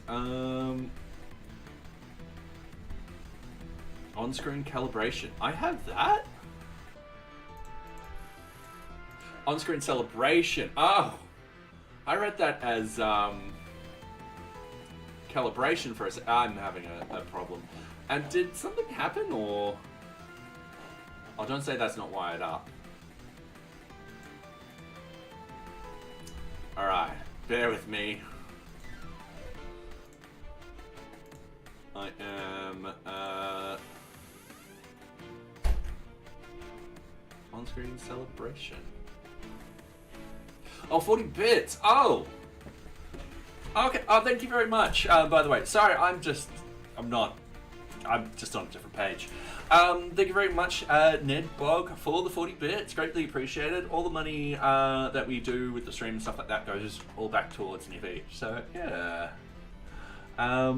So projects 1, field equals project description, project status would supply the required fields such as ID and the 2 required suppliers, but nothing else. Project statuses. So I'm hoping that with project status, it'll include both the ID and the name, and also the higher order status. So yeah. And how are you going, Nedblog? Hopefully you're going well. I'm hoping the on-screen celebration went off. Otherwise, I tell you what, we'll do our own celebrations, all right?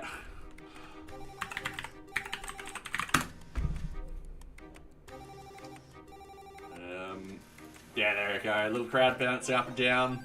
Yeah. Oh, it went off? All right, cool, awesome. I didn't hear anything, so I was very confused. So yeah, welcome. Or welcome back, I should say. So yeah. Oh, excuse me 1 second. The door is opening and closing, and it's going to annoy the hell out of me. And it's also going to scare the new cat. Oh, my knees. So, project priority. All right, we're going to put it like that. So this is where I'm going to go back into here. We're going to go into our views. I'm going to actually have a look at what they did for the extra. So this, no, not that. Serializers. I want the serializers. Serializers, yeah. This is what they want. So they added 2 new fields in, owner and highlight. So we're going to do a similar thing. And yeah, we're going to replace project priority with something else. So we're going to have project prior. What I'm going to do is I'm going to yank these 2 lines for references. Project priority ID, and that will equal the serializers dot read only field, and that will be the source equals. In this sort of case, they've got owner dot username. So that was the owner field. It will literally just be the project priority. All right, and then we want another one, project priority name equals serializers dot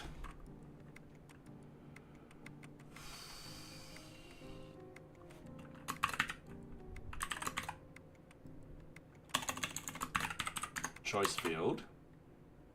I'm just going to comment that one out for the moment. I sent you a DM explaining what I meant. All right.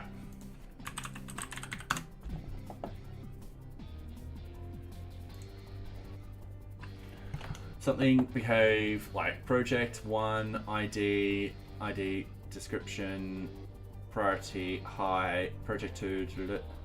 Yeah. All right. Cool. So I've got to fix this up. Give me a couple of seconds. I'm gonna comment that one out too. So if we actually get it like this.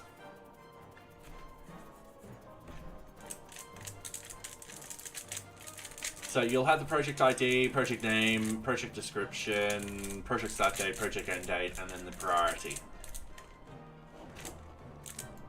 And so forth and so forth and so forth. All right, that should be done. Sorry, I'm also at the same time juggling this. I'm going to refresh this page. All right, cool.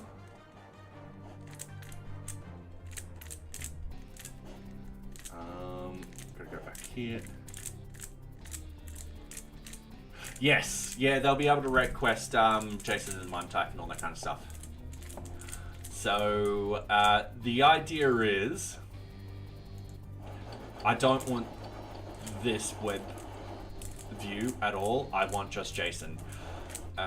So I will implement that. I'll figure out how to do that. However, because we're just playing around with it today, I want to sort of get this all correct. And the idea is, yeah, you'll be able to go down into each object like this. So yeah. Yeah. It's just early stages at the moment. I'm just getting one thing sort of worked, get that, all the issues worked out for that one thing, and then hopefully the next object will be quicker because we've figured out all the mistakes, and then the next object will be even quicker, and then we'll fly through the rest, I reckon.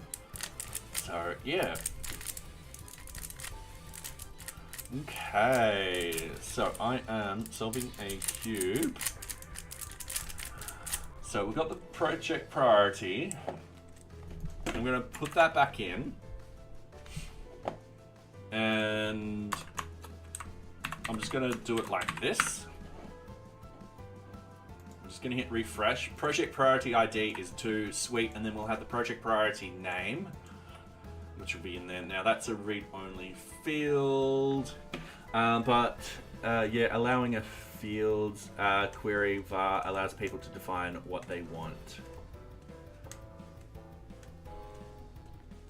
Fields query var allows people what they want. You might need to explain that to me. Sorry.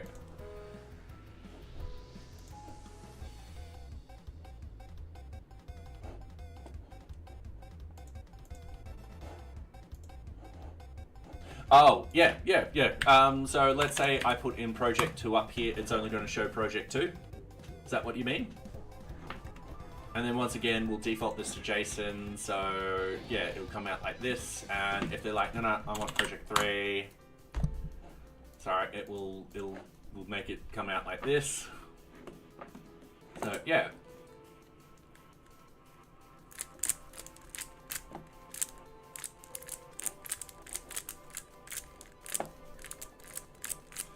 All right, so we've got that project ID.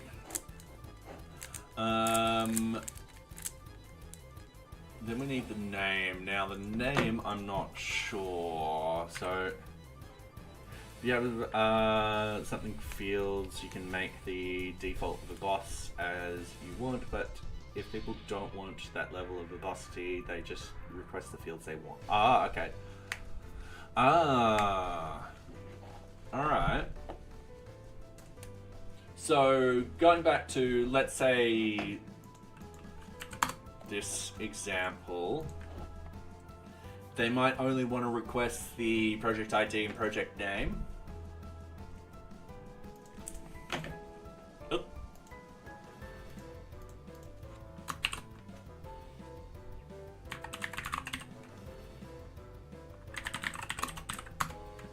So yeah, they will pass through something like that.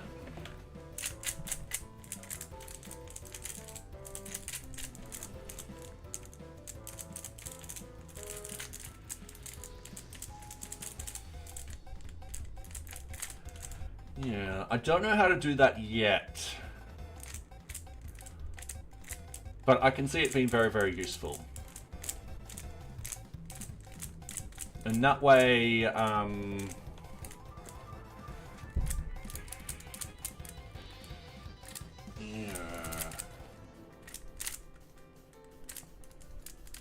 That way I can sort of remove extra fields from the every single call, unless you request it in. Yeah.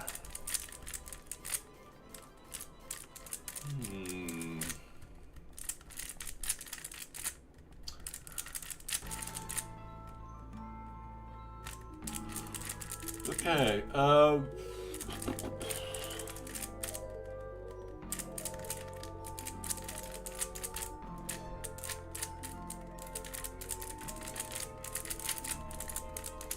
So for like searching results, you only get a few bits of data for lots of things. Yeah.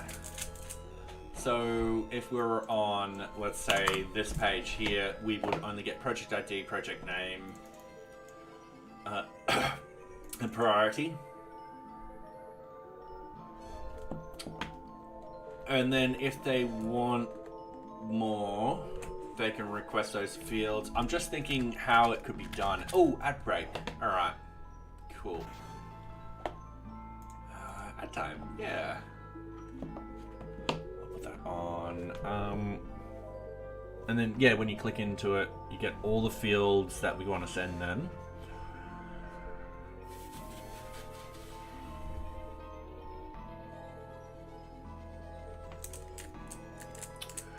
Because there will be cases where someone might want every single field. So, for example, I don't know Django REST framework, so I don't know. Yeah.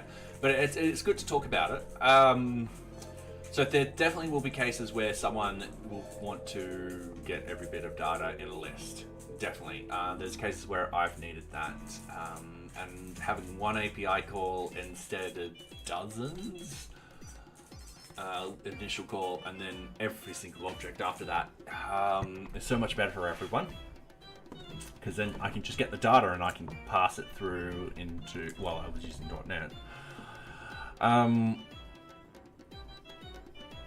No field vars means give me everything, yeah. Or in some cases you might want just to return, if it's, for example, you're searching for everything, you might just want to give them the basic sort of fields and then be like, oh, by the way, you can add these other fields on. So yeah.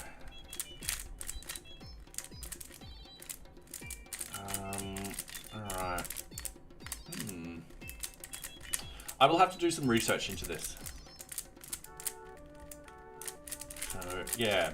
But it's something we can play around when we are building literally the project thing. So as we're building quite literally the start of the API, let's get all of this in there and see what we can and can't do. Because that way, if we can do it, we can just roll it out when we implement the other ones too. So yeah. Oh, and sorry. There we go. Welcome back, everyone.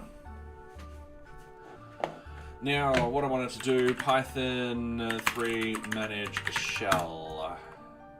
So, Control L from NearBeach.models. Import. I'm just importing everything. We're only using the project though. So A equals project.object.get pk equals 1. So A will be that first project. A.project status is going to be that. So A.project status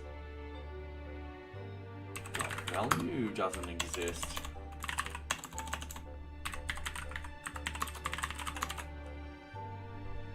Oh, priority, not project status. Sorry, priority.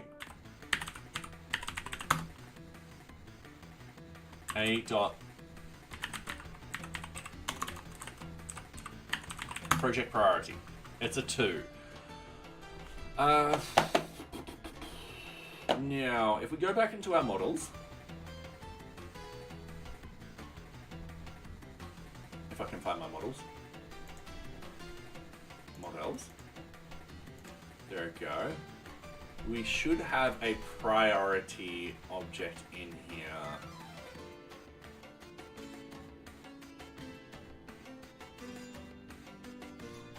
Maybe not.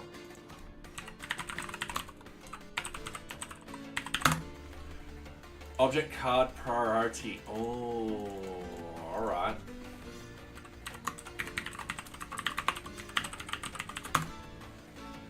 So going up to the top, there's our object card priority. So we're actually using this on everything. Now, when we go and make the database as generic as possible, this is going to change to object priority. Mainly because, well, we need a generic name. The object card priority sort of implies that it's only for cards. But no, this should be on everything. So if we go object card priority and we put in a 2,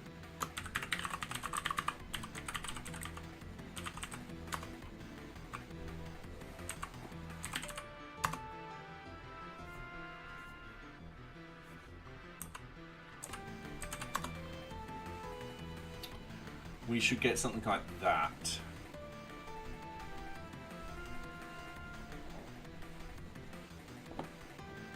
So if I go back over here and I go into the project serializers and I go and click the wrong thing,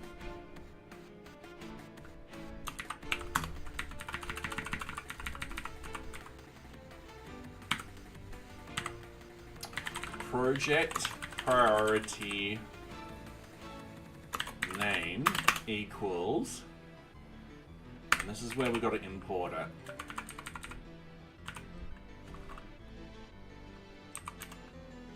Oh, we're not using auth in here at all. So from NearBeach models, yep, and then the object card priority, yep, easy done. And then we go into here and we go object card priority, and then we just type in project priority ID into there. Actually, it's got to be like this. And then what we want to do is we want to get the key out. So it should be like that.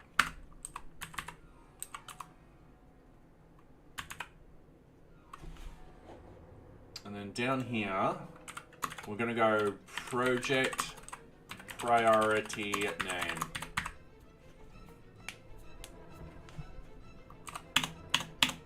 I mean, in reality, we could get rid of that equal a value. Yeah. Don't think that will work, but yeah, that didn't work. Read-only field. All right.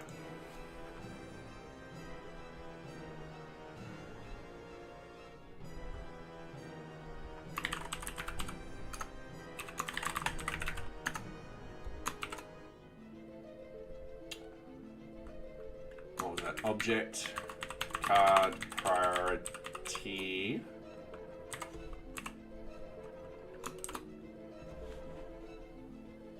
And source equals. I don't think that will work.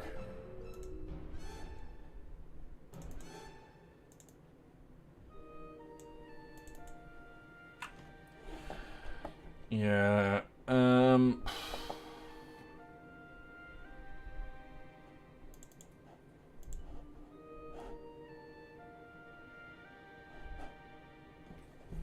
Okay, not a problem. We're going to look this up.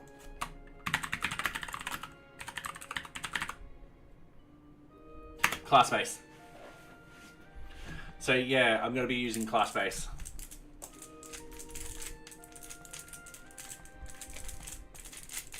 And that way,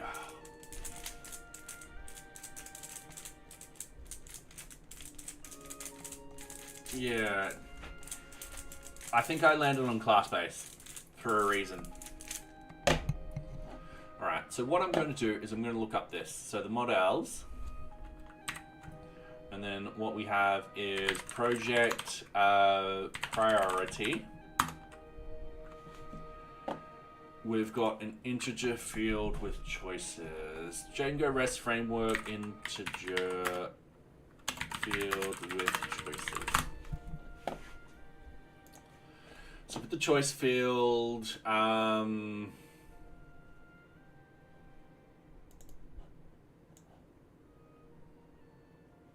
let's go down. So serialized method field.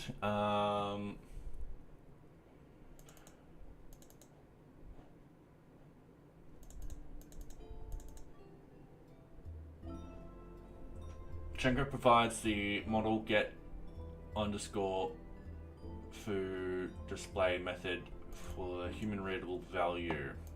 Okay. So we've got that. So we've set that up. Character fields like that. All right, cool. Name. All right, save. Shirt size L. Get shirt size display. All right, let's go over here. So if I go A dot get project priority display. Perfect. All right, done. This is going to be so much simpler now.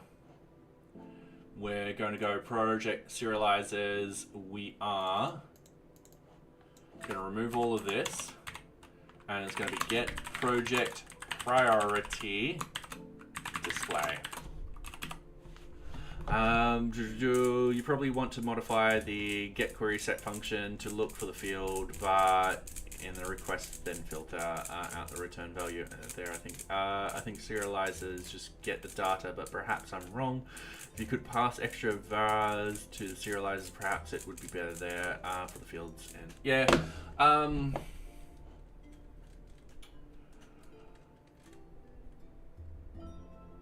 not sure.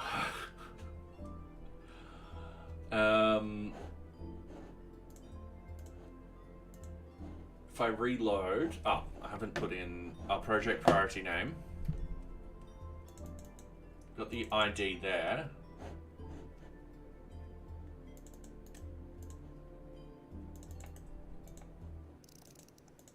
Okay, we should have that. Might be something to keep in the back of your head. Yeah. Could you put that in the Discord, please?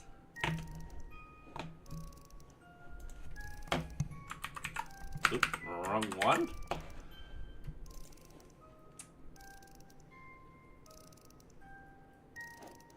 Alright, we're not getting a value out.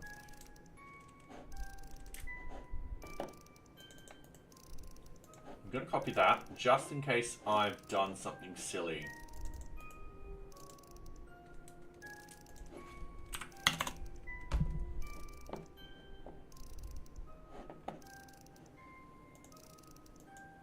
No, I'm not getting it.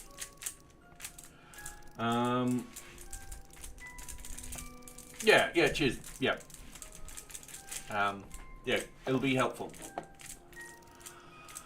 Alright, so we have a 2 there, but we don't have a good way of being like, hey, this is what this 2 means. And if I don't want that read-only, I definitely don't want that as a hyperlink. That will then be a choice field where the source is that and the choices are the object case priority. And then a user could do something like that.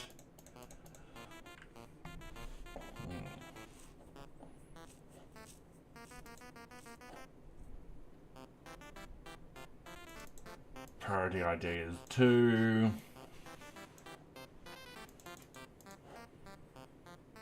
Yeah, I'm just disappointed that's not coming through.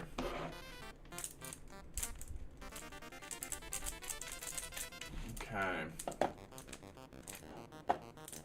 Alright, getting back into this. Serializes method field. Gender. Get gender.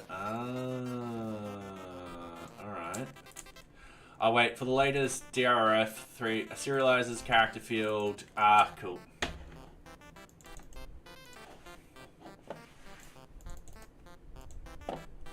I kind of want to be like,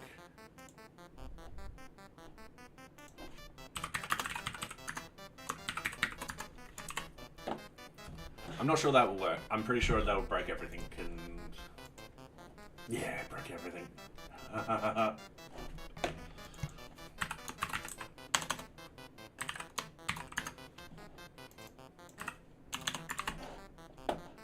And if we hit refresh, got an attribute error when attempting to get the value project priority name on serializers this. The serializer field might be named incorrectly. Or the key project. Alright, cool.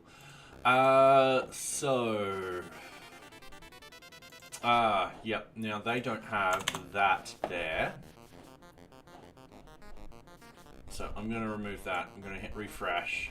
Alright, cool. And then we want this to be read-only.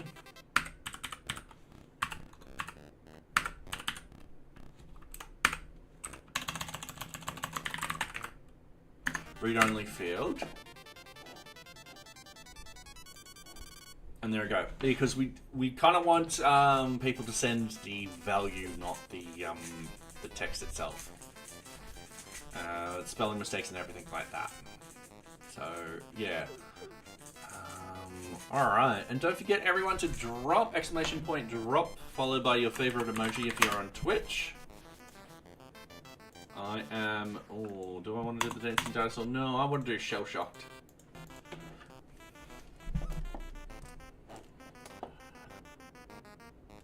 All right. So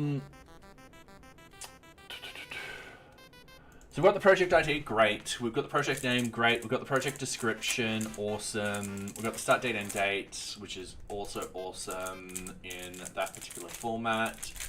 We've got the priority, project priority 2, yep, all right, sweet. So for the next couple of fields, we need to get organization in there. So what will actually happen is we'll have organization ID equals serializers dot. This is a choice field where the source equals the organization ID. And the choices are, this is where we need to actually include organization, like so. We'll organize this in a minute. In fact, I'm going to do it now because this is getting bigger and bigger and bigger. I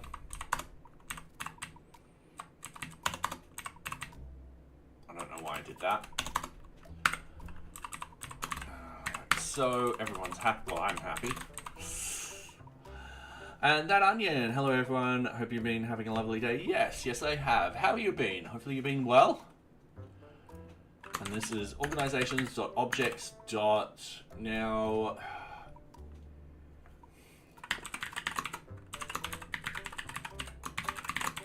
we don't want to include any organizations that are deleted and stuff like that. And considering that line is getting pretty long, what we're going to start doing is we're going to start doing this.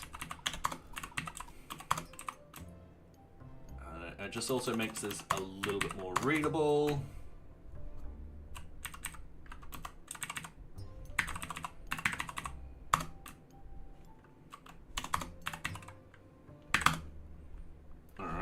I've been sick for a long time, but slowly getting better. Well, I'm sorry that you've been sick. I'm glad that you are getting better. So, yeah. Trailing commas? Yes. Yeah. Alright. So, setting that all up. That's fine there. I won't declare it another thing and then put that in. So, we should have organization ID, and then we just need organization name. Read-only field. Source is going to be organization under organization name. I think that will work. Not sure.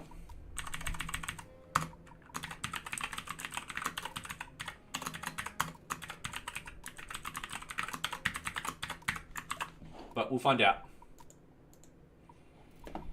Organization ID, it's redundant to specify organization field. Alright, cool.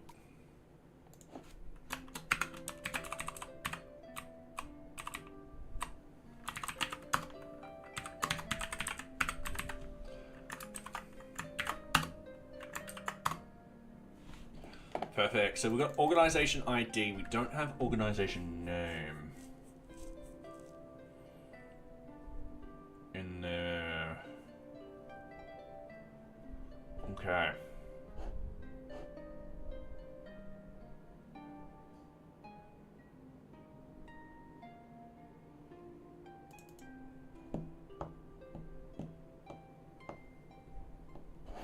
This is where I'm just going to look up stuff. Oh, hang on a minute. We can do it as a hyperlink.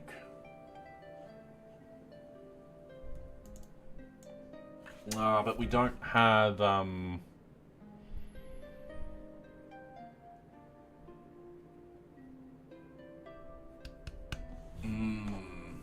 we don't have, snippets, primarily related key field. Yeah, that's going other way. And thank you very much, that onion, for the follow. Welcome, welcome. I do hope you are enjoying my content. So, we kind of do want to implement an organization functionality. So the idea is,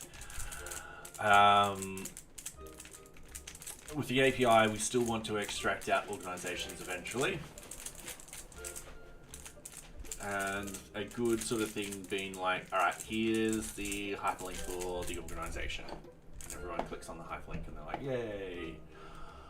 All right.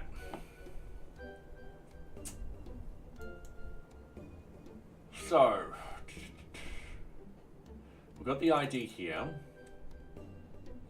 If I go up to project lists, we don't have a hyperlink on any of these. That's fine, we can implement it. We do have a hyperlink here. We just need to put in a URL field.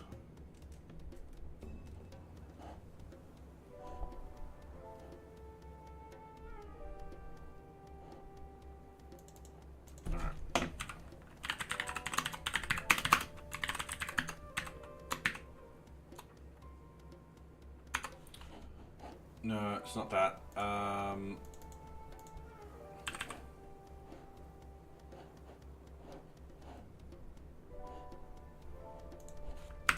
Just pasting that in for reference at the moment. Hyperlink identity field.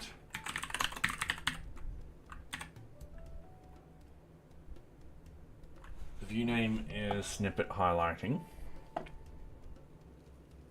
This will be project information.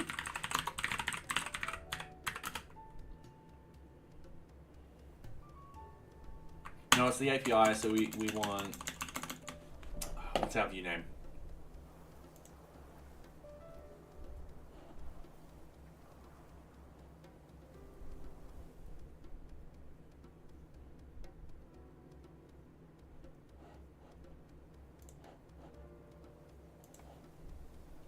Oh.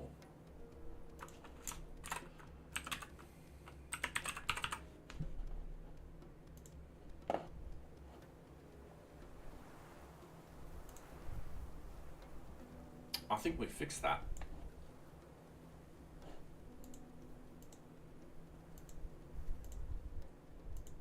Right. I've got to fix that later.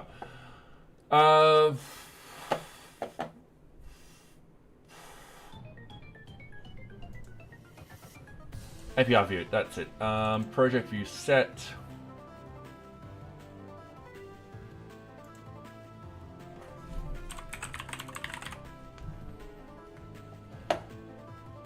They've got snippet highlighting. So if I go into the views,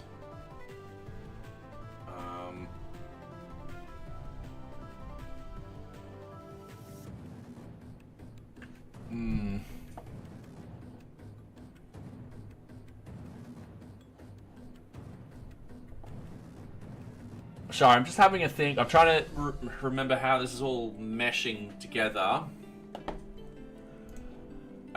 So that's the snippet. And then if we're in the serializers, we've got the view name. So hyperlink identifier view name is the snippet highlight. So if we go into this is just snippet.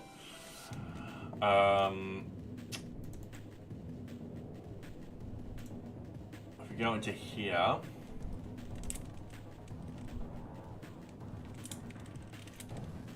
yeah, all right. I'm just going to leave it like that.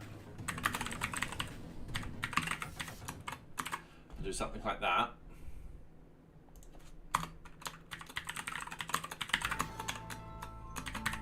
Do something like that. I don't think this will work.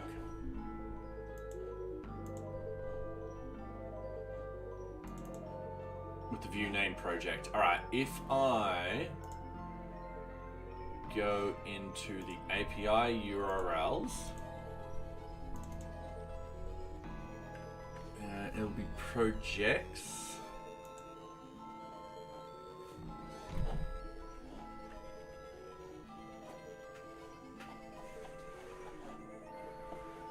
All right, serializers.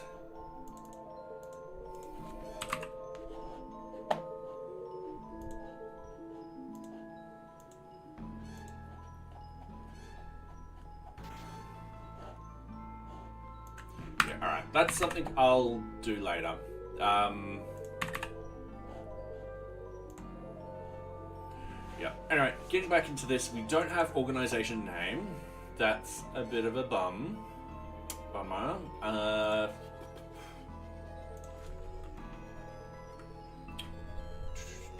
Cool project, lots of questions, but I bet they'll be answered if I just hang around a bit.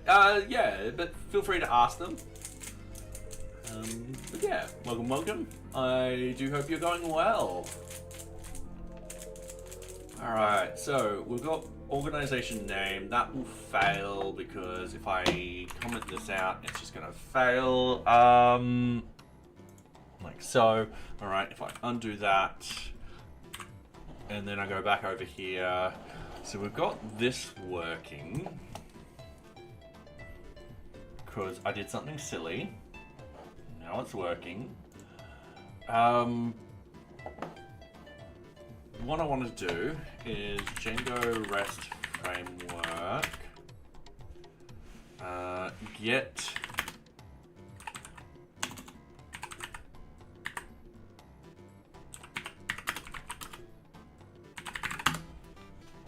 retrieving foreign key value with Django REST framework. So what they want to do for this category dot all right.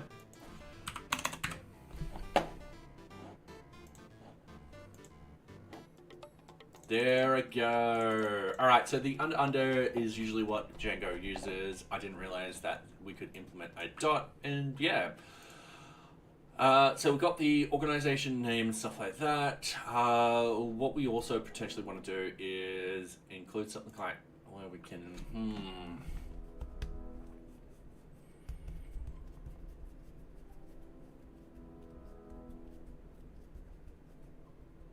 Yeah, I'm not going to put the URLs in at the moment.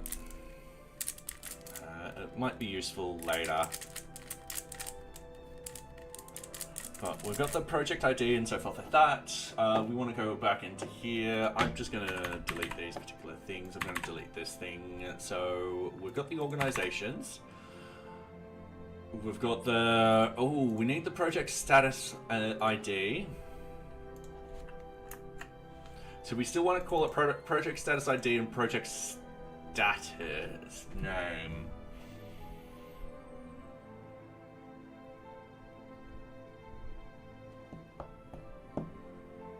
Yeah.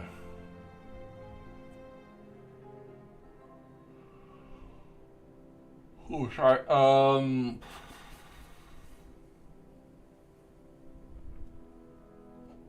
Okay, cool.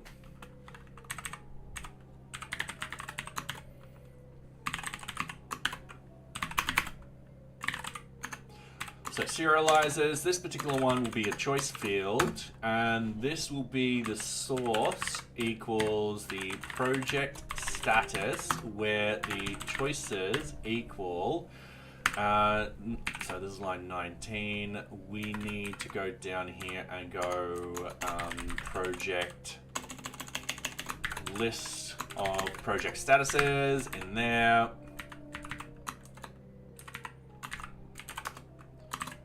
And then we go list project status dot objects dot filter for everything that isn't deleted. Easy done. So that will give us the status ID.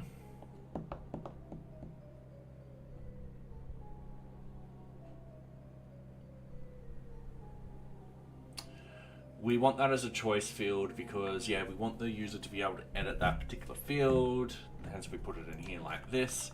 However, the project status name will equal serializers.read-only field, and we have another ad. All right, cool. Yeah, another ad. Anyway, getting this slowly,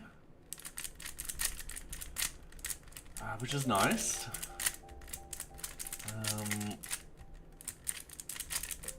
Yeah. Cleaning this up very, very quickly. Yeah, I can see the API coming together slowly. There's a lot to do. There's going to be so much to do. Definitely removing the HTML stuff. Just having pure JavaScript and stuff like that. Implementing fields if we can. That would be nice. So yeah, just got a lot to do, but that's a big development. So yeah, and then once the project is done, we can move to tasks and then so forth and so forth. Yeah. Okay. 12 seconds to go for the ads. For those on YouTube, I run ads on Twitch to stop people getting pre-rolled ads when they join the channel. So yeah. I'd stop development and then have a little chat, try and figure out some stuff and so forth. And welcome back, everyone. All right, cool. You didn't miss out on anything. we're over here, and then we're going to go source, and that's going to be equal to the project status dot project status name, and then we've got the project status higher order project higher order status equals serializers dot read only field, and that's going to be a source equals the project status dot project status higher order status, like so. We just got to key those particular fields in now.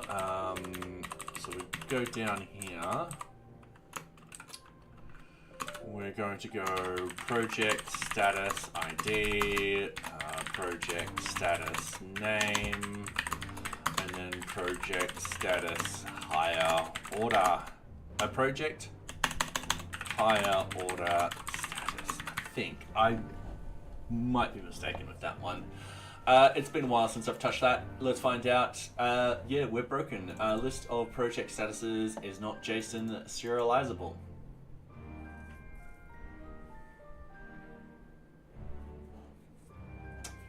Okay. Whoops.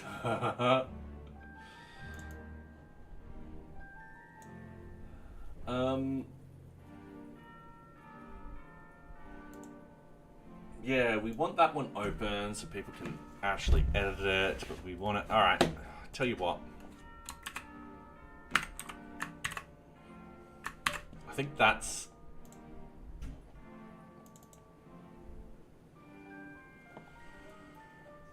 All right. Let's step back for a little bit. Let's delete that. Let's do that.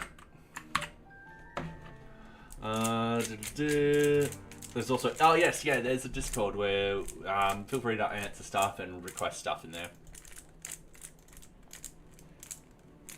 And nothing's coming back because we've broken everything, which happens all the time. Choices, yeah, I'm missing choices. Okay, cool. So we're gonna put choices back in. Oh yeah, and don't forget to drop everyone. Exclamation point drop followed by your favorite emoji. What we're trying to do is beat Nightbot because Nightbot likes to land on the thing. I'm gonna hit refresh. Okay, so what I'm going to do is I'm just gonna comment that one out. That's going to be fine. We're going to slowly reintroduce everything. So we've got everything in there. Okay. Now.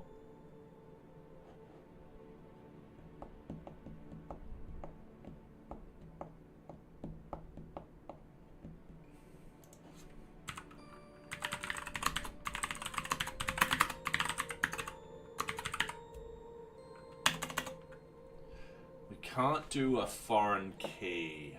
So I'm just going to have a look at what we did with the serializers in here. Primary key related field. I'm going to yank that. I'm going to paste it in here. We're just going to do that. Many equals false. Query set equals list of project statuses dot objects dot filter is deleted equals false. And then we're going to break this up a little bit more.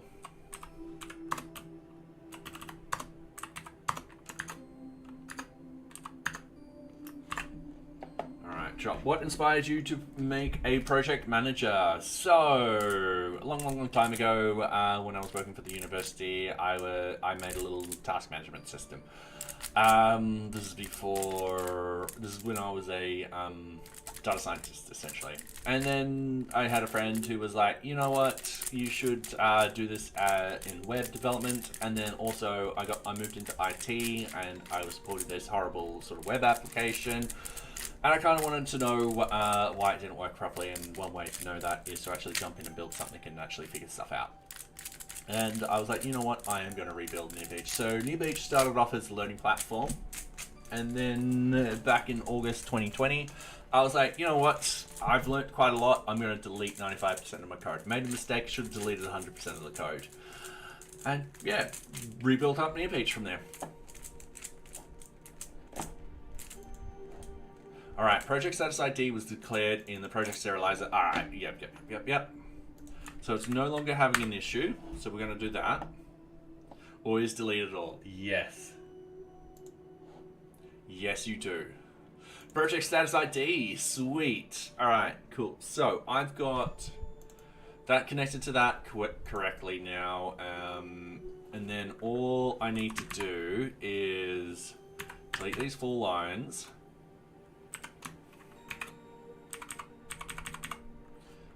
Then I'm going to do that 1 line. So I'm putting them back one by one.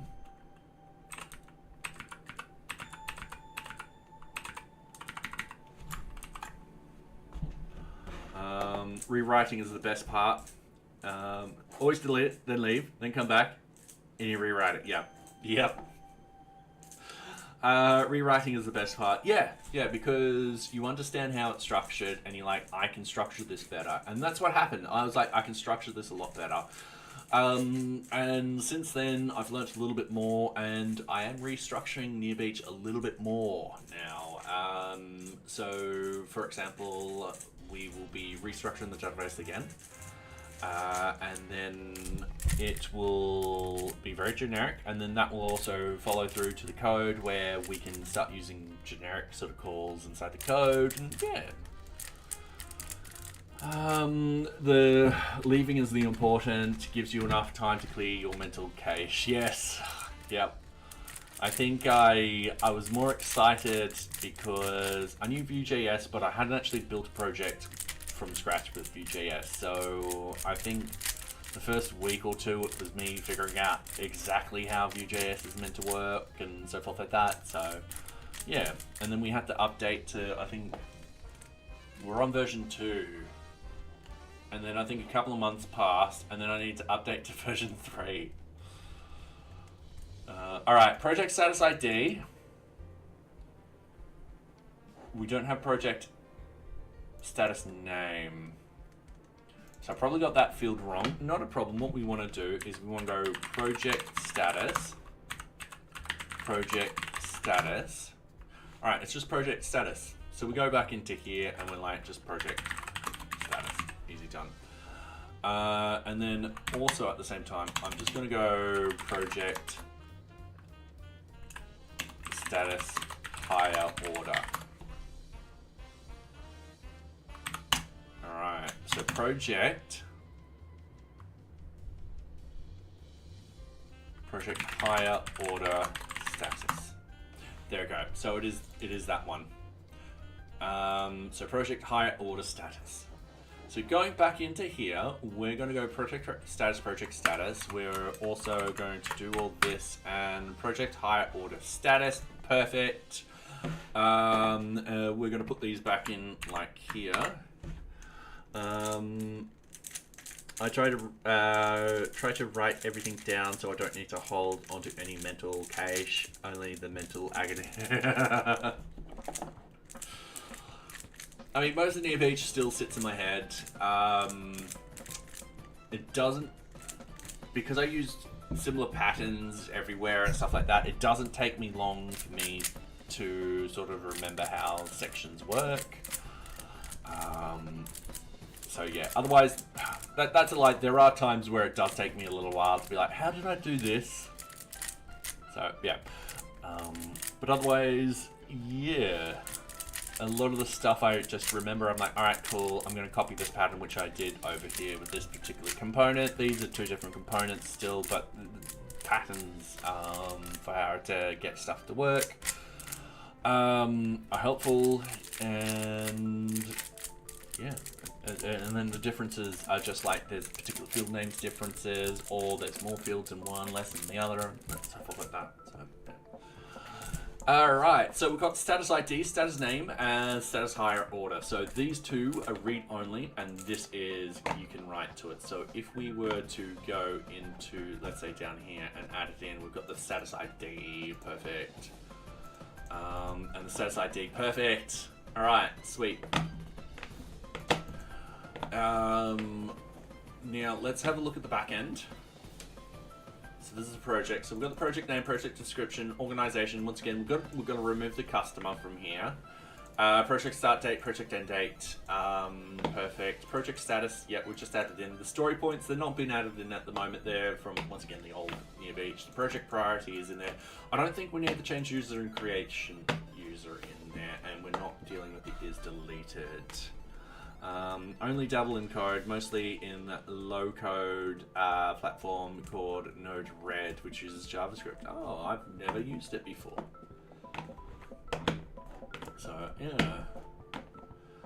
Alright, so this is all sort of set up now. So the serializers for this are done and dusted.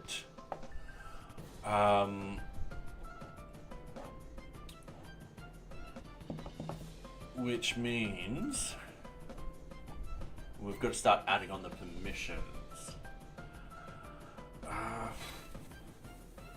Node-RED is often used for automation.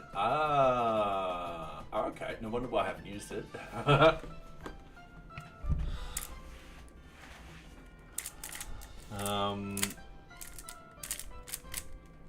Alright. So I'm getting distracted with the cube again. So I'm happy with this at the moment. So yeah, if everyone searches for everything, we do want to actually limit this down, but not a worry yet. And then we can easily do this and then boom, like that. And in a sense, we just want JSON to pass through. And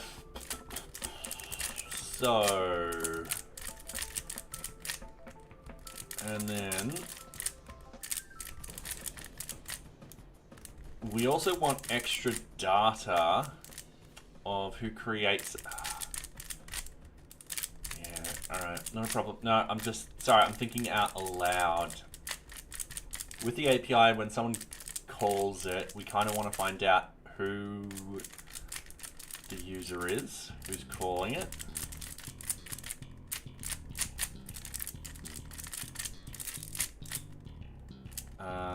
For when we create, sorry, let me refresh that. I stopped mid-sentence. So, when we create something or edit something, we still want to actually gain access to who's doing that, because we need to actually update the modification date and the created user and all that kind of stuff.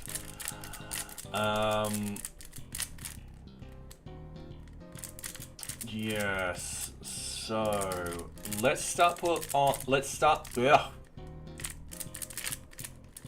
my brain.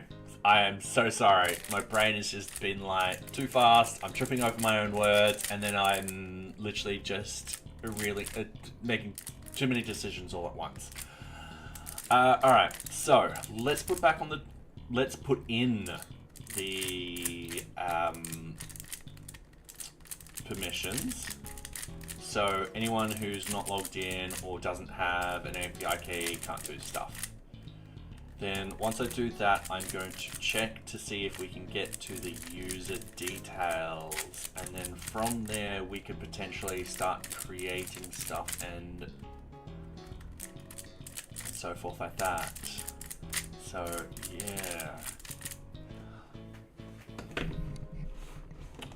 So at the moment, we're only just reading. We definitely want to override the delete functionality, because we don't want people deleting stuff in NearBeach. It gets soft deleted. We're handling deletion in a different way. The thing is with delete is it'll have a cascade effect. And we don't want that.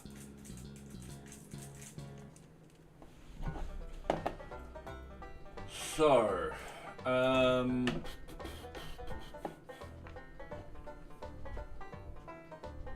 so we're done with the serializers. Let's go over here. So we've got the authentication, which is great. Now I'm just wondering, with the Django REST framework, get current user.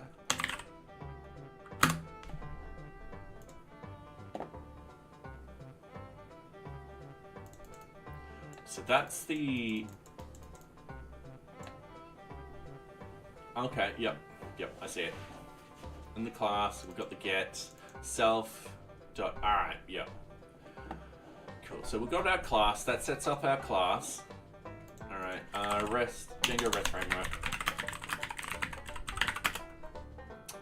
Override. Delete.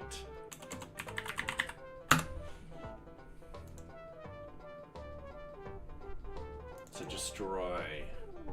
All right. Cool. So we want to go here. We want to go def destroy, self-request quargs and all that kind of stuff. We also want this to be set as, and we're going to have a look at this one, API view at API view. This is just going to be post. So you can only do it as a post. It's going to be all capitals. And then in here, what we're going to do is current user. Wait. Destroy doctor get self dot get object is active false save. Oh, perfect. This is soft deleting it.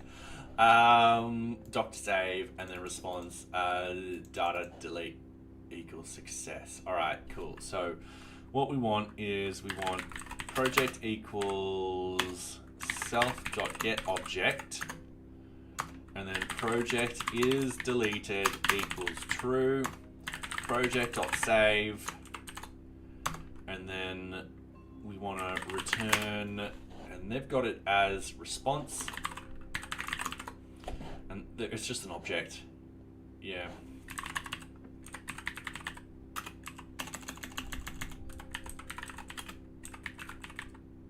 Project deleted. All right, so that should be that. Yep, that will be fine. I'm happy with that. We also want, at the same time, project dot change user equals request dot user. Now that's going to be the username, stuff like that. Yeah, that should be fine. We also want to make sure that it runs a particular decorator. So if we actually go to our projects,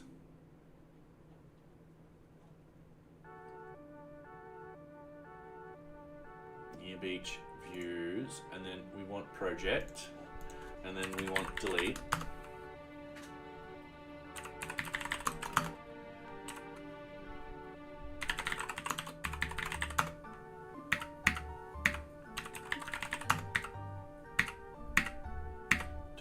I have project delete. Oh. I don't have project delete.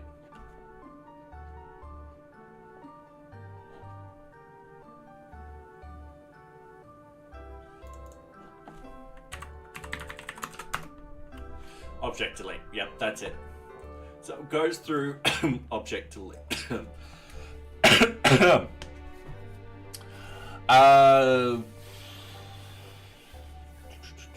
I'm just thinking.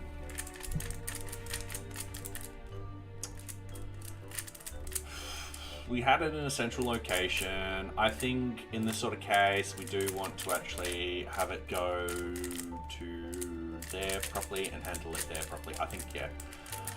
I think when we move this off onto the API, we definitely handle it here instead of object delete, which is fine. Check user permission yeah, this is what we need, this decorator. So we need the serializer, not the serializer, sorry, the API. So we go into here, we're just going to paste that in. I'm going to cheat. I'm just going to get it to add like that, easy done. So it just adds it up there. If we go back into here, check destination, we won't need to worry about that at all. Login required.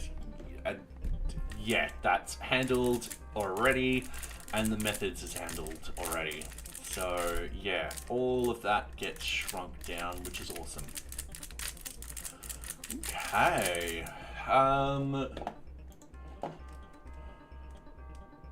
I'm happy with that. I am just checking one little quick thing. 15 minutes. Oh, damn it. All right. I need to go to the bathroom very, very quickly, and then we're going to grab a drink. I will be right back. I won't be long. I'm terribly sorry.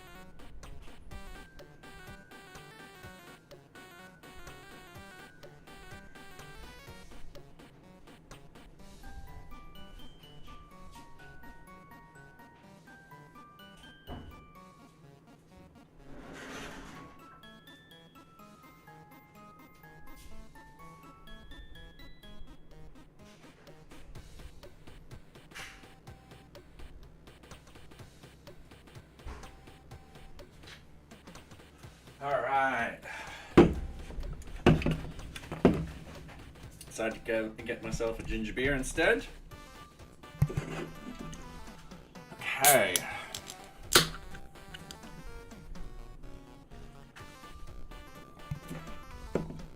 We'll also need to do the create functionality and so forth like that. Yeah. No, it's a nice ginger beer. I don't mind it. So yeah.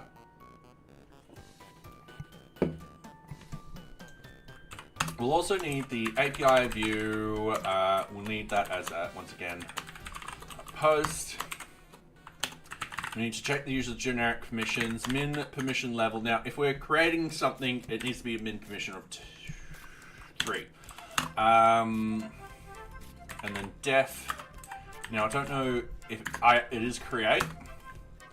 We've got to add code in here. Now, the good news is, I'm going to minimize that. I'm going to get the project views. I'm going to shove it on there. We've got a new project.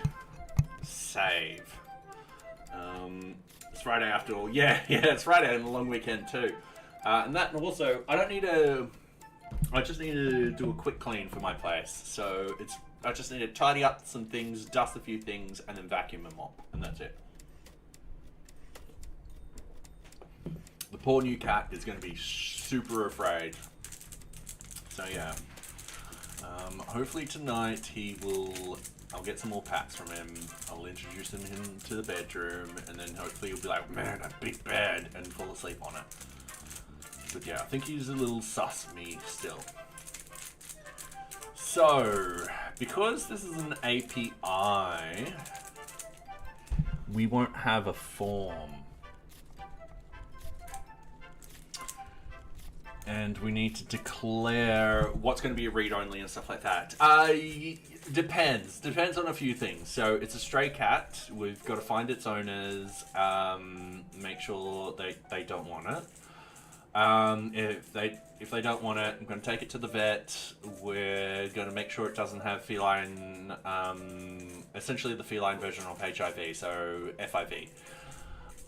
If it doesn't have that, then yeah, new cat. If it does have that, I'm going to have to find a new home because we don't want to pass that on to Socks and Max. So, yeah.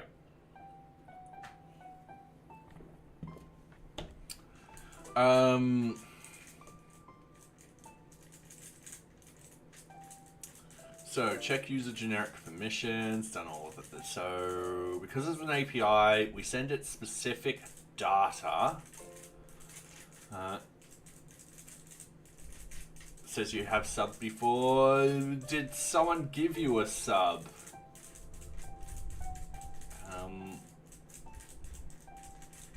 don't know. I don't know why. Alright, so we've got the new project form. I'm going to see what is in the new project form. We've got the start date, end date, group list. Ooh. Yeah, we definitely need that information.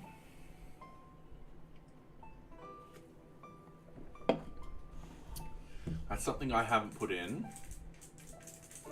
We also need the UUID. And you might be wondering, what's the UUID for? So the UUID is for any objects that we have uploaded. So when you create a new project, you'll paste something in, let's say an image, and thank you very much, Nocturnal. So yeah, thank you, greatly appreciated. And for those that are wondering, all the money I earn from streaming essentially goes back into NearBeach. So yeah. And thank you very much, The Onion, for gifting a sub to Adrian Learns. So yeah, greatly appreciated. Ah.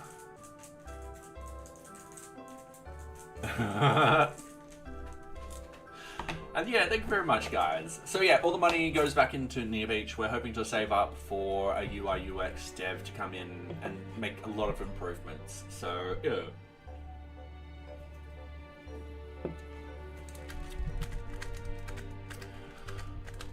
Anyway, with the UUID, so when you create a new object, you'll upload an image or something like that. It has to have a UUID to sit against. So what actually happens is it sends up a UUID being like, listen, it's going to be against an object that's going to have this UUID. Potentially have this UUID. And then when it gets created, it switches them over. Yeah, so there's a big thing around this. So I'm just wondering.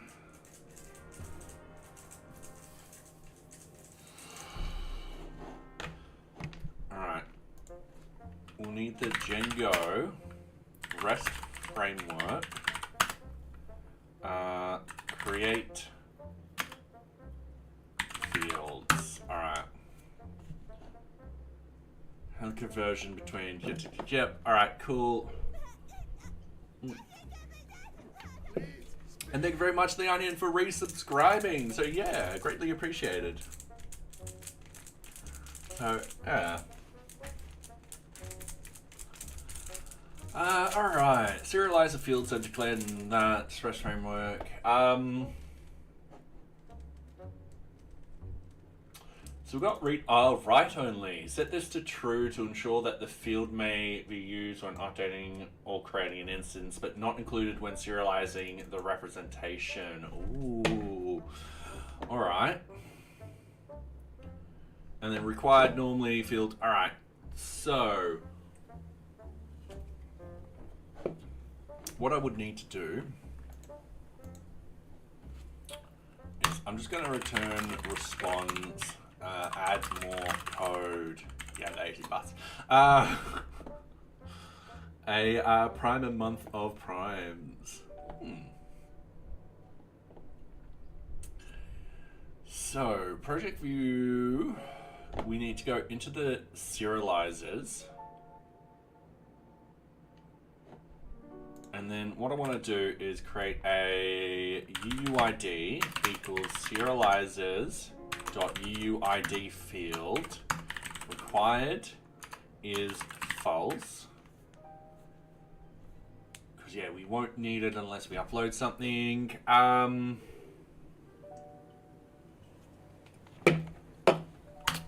then we over here have write only is true. So if we were to go into here and we hit refresh, UID was declared. Oh, yep.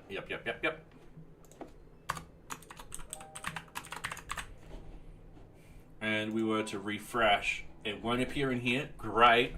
but we need it. So, yeah.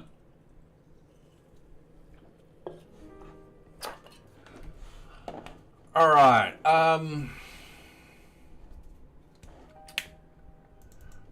We'll also need group list.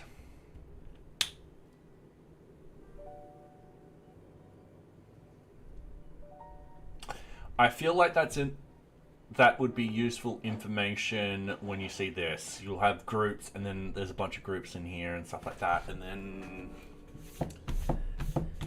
yeah.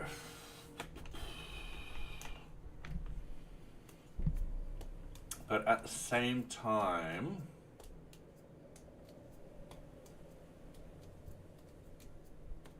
I'm not 100% sure.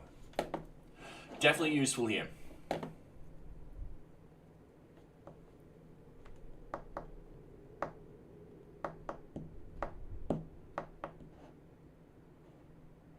But we definitely need it anyway. Group list equals serializers dot model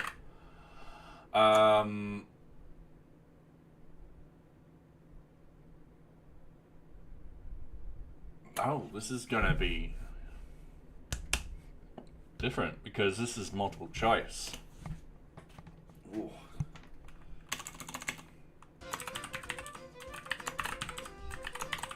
We'll have multiple choice field. Required equals true. Right only equals true. And then query choices equals groups. And we need to put this in, so 38.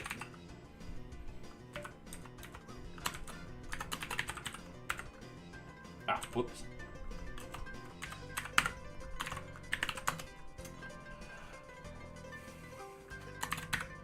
Choices equals group.objects.filter is deleted equals false because we don't want anything deleted in there coming through. Damn it, Nightbot. Alright, everyone. Exclamation point drop followed by your favorite emoji. We need to beat Nightbot. So I'm doing Grumpy Max. I'm just waiting for a little bit. Or someone else did actually make it. Adrian made it. So So, we've got the group list in there now.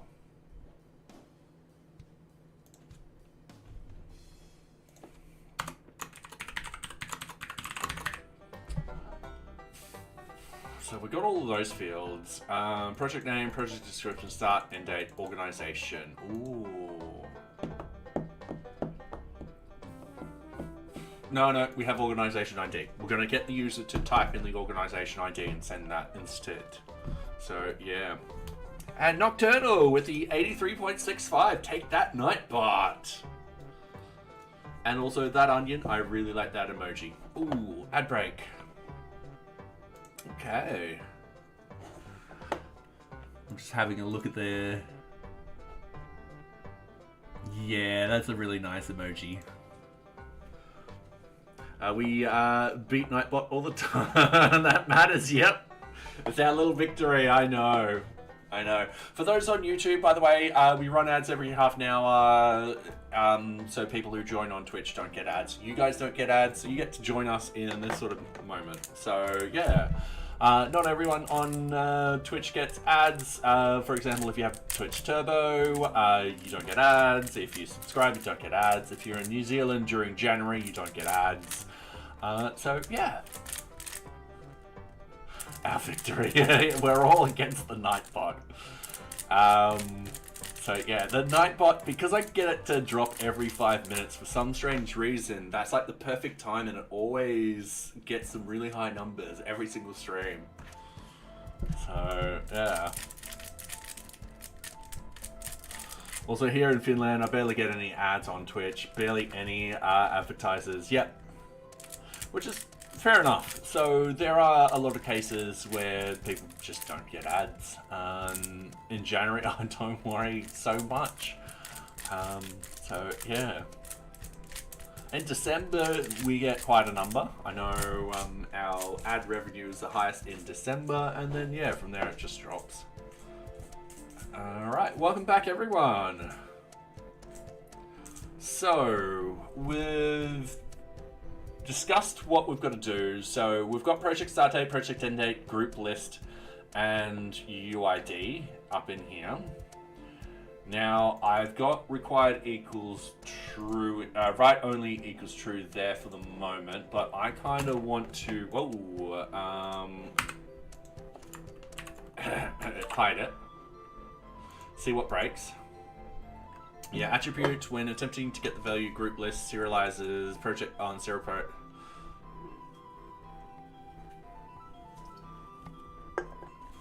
Yeah, alright.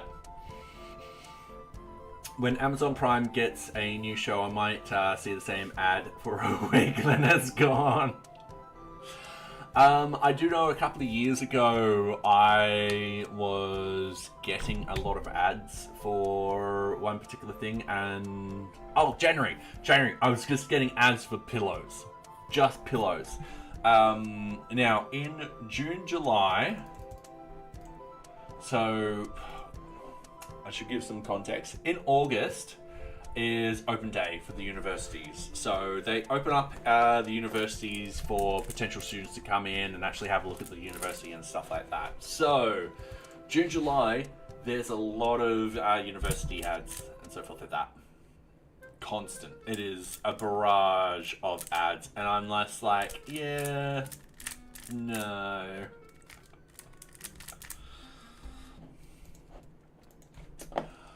Alright, so what I want to do is Django REST framework, multiple choice field. Not making that mistake again. Well, I worked at a university for 9.5 years. Alright, yeah, let's just say I've moved on. Okay, let's say I pay off all my debts, I have enough money to retire and stuff like that. Would I go back to university and study something random? Probably not. Oh, fair enough, fair enough. But yeah, probably not. I would probably end up making a game.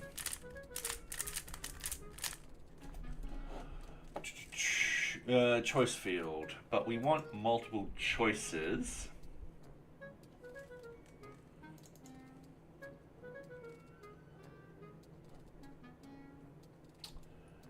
No, that's what we saw before. Multiple choice. I really want to take a complex analysis class. Oh, fair enough. Fair enough. But yeah, no, I have not been away from the university long enough. Let's just say that. And that's why I don't want to go back and study or anything like that. That, and also my last 6 months of studying was just a nightmare, and working at the university, I just, yeah. But, oh well.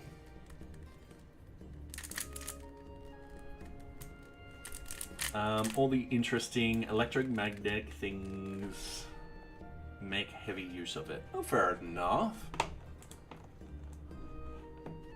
Masochist. That's just, yeah. Undergrad through PhD. Oh. Yeah, I've got a friend who got his PhD and stuff like that. I just think, yeah, I don't think I could go back and study. Yeah, just not, yeah. Oh well. Using Django REST framework to create a custom API with my movement models, which is as follows. So we got a float field, we got the choices, we've got the models, the choices is that. All right, cool. All right, I think I need to Django REST framework. Mini 1-to-many serializer. All right.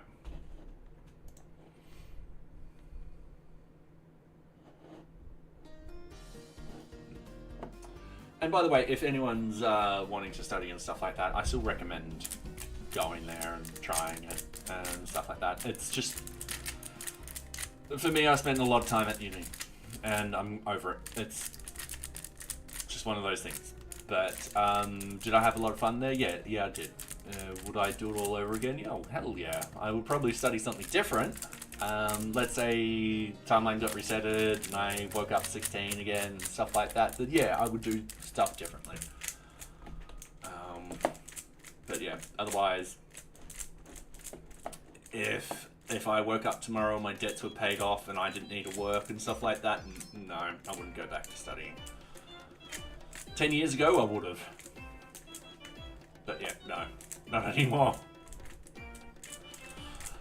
Alright, REST framework does not automatically optimize query sets passed to the serializer in terms of selected related, since it would be too much magic at serialize. Alright, cool. So, I probably shouldn't put groups in here. I'm going to say that is fine for the moment. Why would you not study math if you knew you could? Well, I did study math. So I got my bachelor in mathematics.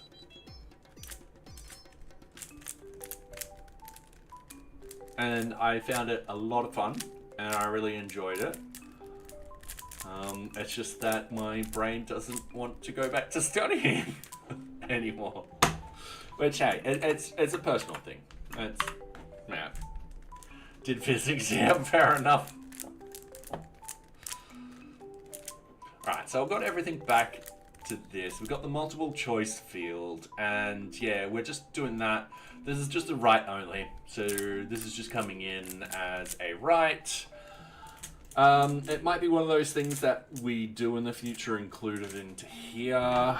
However, that being said, if we do that,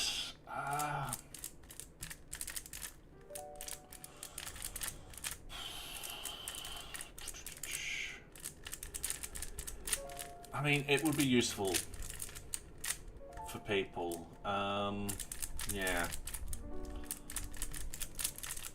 And then we can do that. Yeah, alright, cool. It's one of those things that we'll keep an eye on how to do, because it will be actually useful to have the groups come through to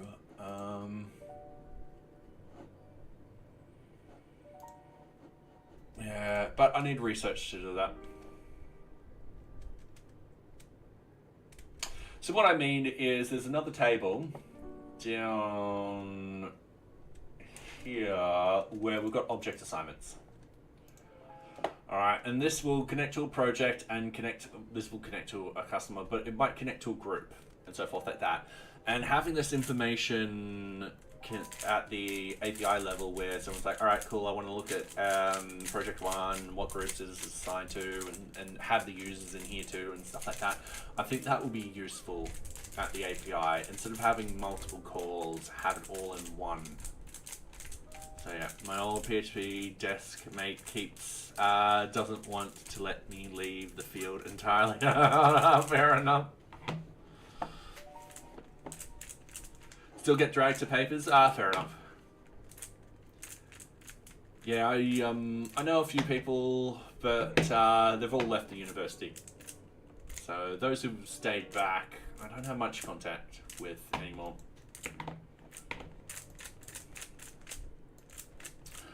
Alright, so there's that, which is a pity because it would be good to actually get a couple of uni students working on this for web integrated learning. Get them to do all the sort of setting up of the tests and stuff like that. And yeah, I reckon there's a lot of value in that. Alright, so we've got that.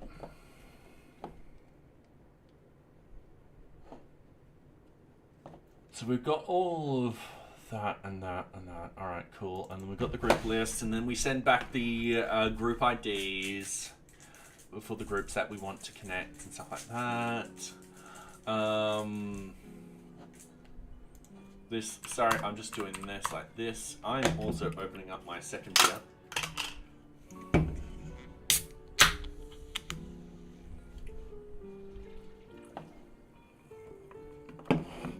All right, let's see if we can write something. So if we go back here, I'm getting rid of the format JSON because we just want to see this. So we've got the group list. Ah, sweet, it's pulling through perfectly. We've got this, we've got this. All right, cool. Now that's a put. We want to create. So I want to see if I can create something in here. But before I do, let's go in here. Let's actually add some code in. Let's get rid of all of this, do this. Let's go project views. We've got the form. We don't need to worry about this anymore because the Django REST framework will handle that for us. Interns are fun. We offer different perspectives, and I get to corrupt them so that they can get shit done. Yeah. But yeah, yeah, it would be nice to actually have one or two students actually working on this as a work integrated learning sort of project. That being said, they would work on stuff which I kind of want to sort of tackle that I just don't have time for, that I think they should have skills at doing. So yeah, like for example, writing tests.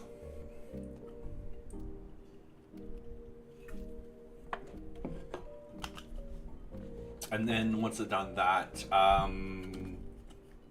fixing bugs. I reckon could easily sit them through and show them the methodology and stuff like that, and yeah.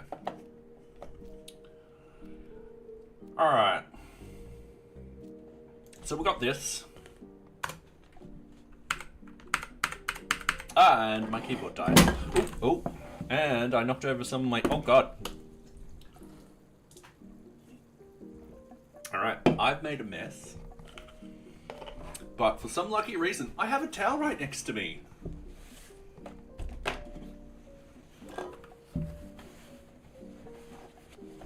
I'm going to put that empty can over there. Can't believe I did that. Alright. Keyboard's broken, now it's wet. Take that, keyboard. I've got to figure out if it's the cord or if it's the keyboard itself. Alright, cool.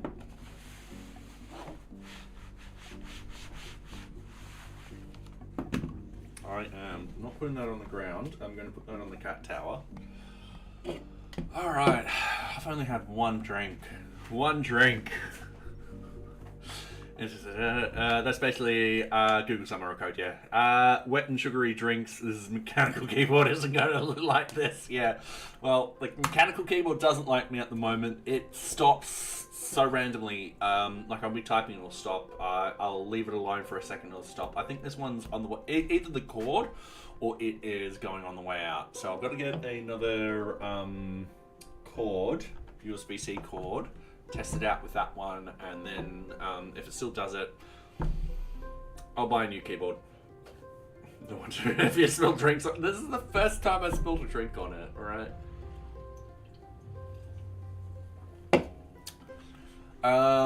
So with this, we don't need to create that. We need to get the first project status. All right, sweet. So get first project status. And this is just going to be project status equals list of project statuses, which should exist in here. So we'll go up here. Oh, we don't have it. All right, no problem. We had it in the serializers from NearBeach. Hang on.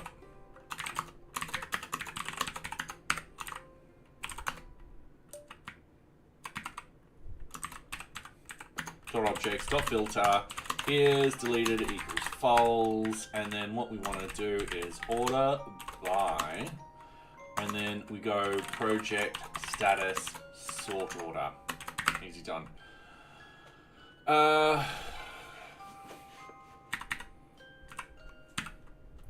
If length of the project status equals 0, we're going to return HTTP. Oh,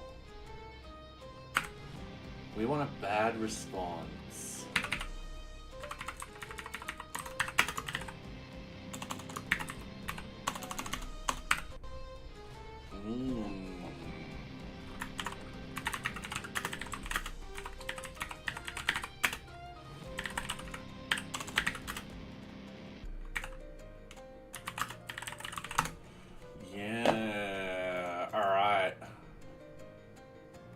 Now, we're going to look up HTTP cat and find a perfect sort of response for this. It's either...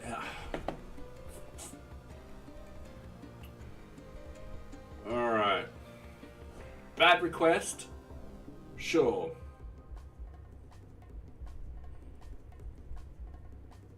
Method not found, no, not acceptable, conflict,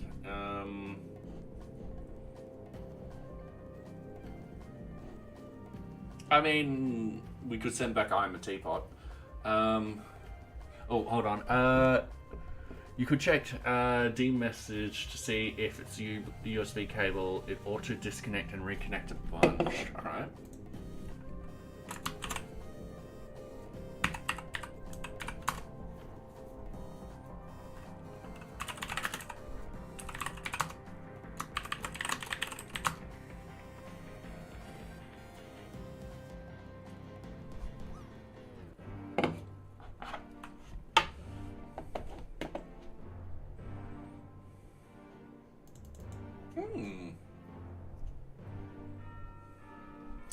I'm assuming it is the device.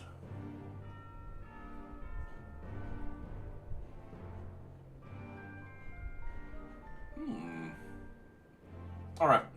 Alright, thank you very much, Adrian. Page expired, has to come.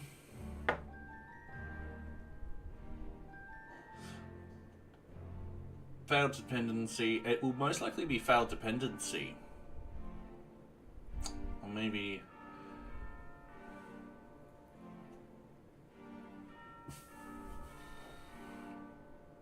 not implemented. Bad gateway, gateway timeout. Loop detected, network... yeah,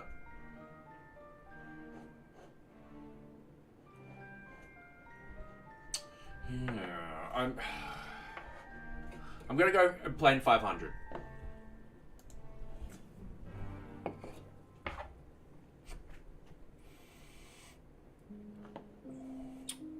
We don't want to say it's the user's fault, so we're going to stay away from 400s. We're going to say it's a 500.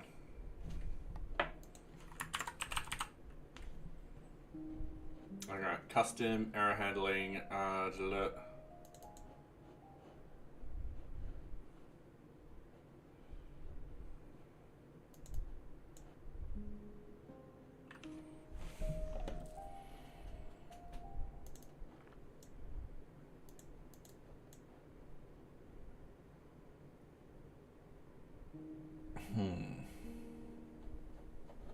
Alright, so Django REST framework, return 500. Error.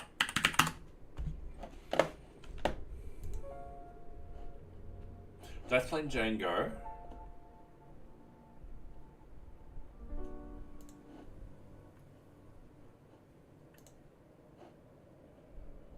To return response. Ah, all right, cool. So response,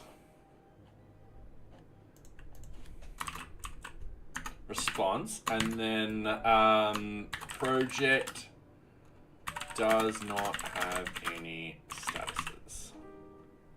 All right, and then we need to do status equals status. Now, because this is getting large, I am just gonna do like something like that, and then status equals status. Oh, hold on. Framework import statuses. All right.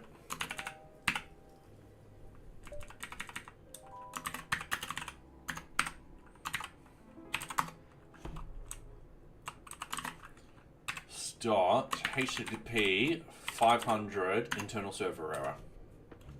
So we're happy with that.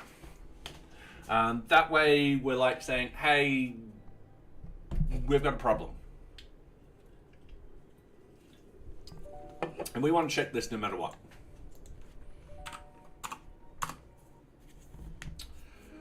Now, the next thing we want to do is create the project.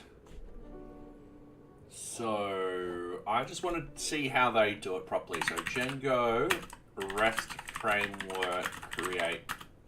All right.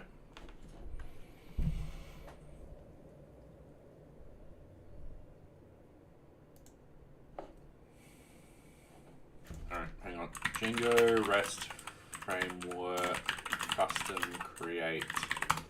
Because yeah, we've got a custom create.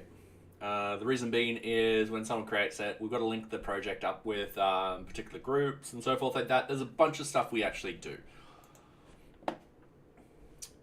So what you create self-validated data object equals original object models create. All right, cool. So yeah, we just create. Yeah, easy. So there is no sort of self.getObject.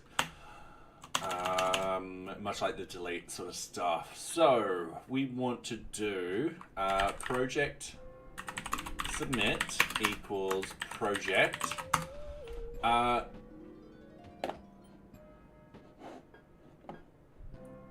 then validate data.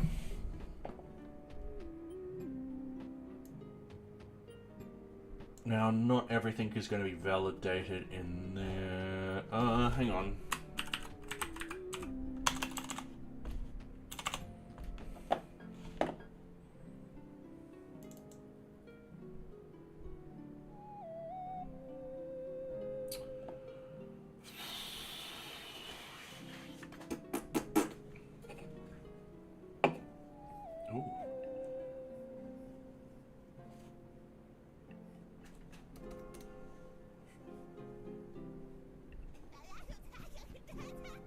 Damn, he's finished. Alright, sorry. I just saw someone who I thought was going to stream, but no, they're finished. Okay,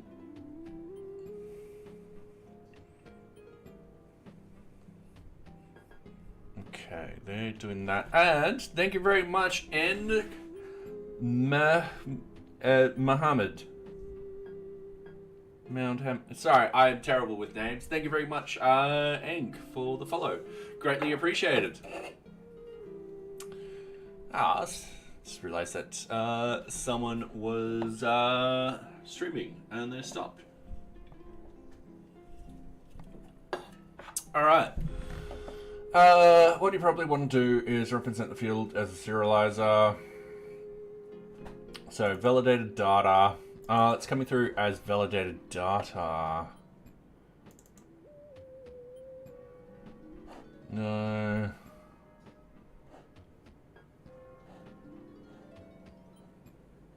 You can now do this in the view set. So serializer class equals model serializer query set. Yep. Perform create. Oh, is it perform create? It's not. No, it's just create. All right, cool. No problem. We're figuring this out at the same time. Self serializers. All right, hang on.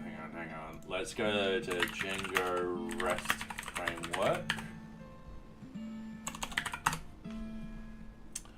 And I'm going to go back to live status. All right, cool. Easy done.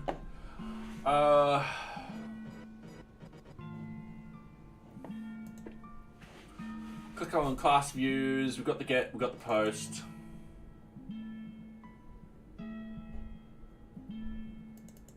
We've got the put.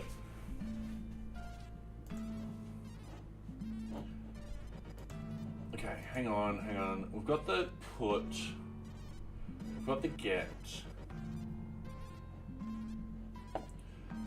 We've got the serialize. We pass the data through into the serializer. snippet, and then we do all of that. All right, cool. And if we do the post,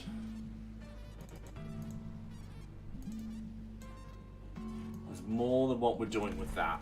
So yeah.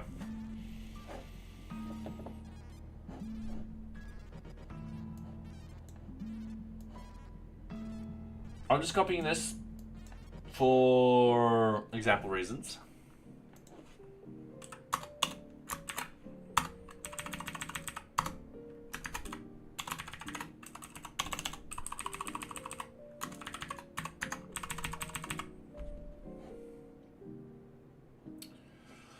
So now they're getting the thing, we're actually creating it straight away. So we should just do the serializer.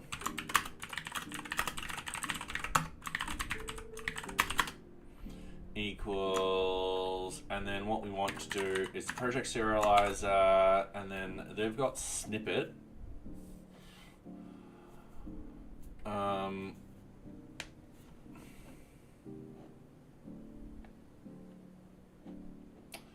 They got it down further. So they've got it down here.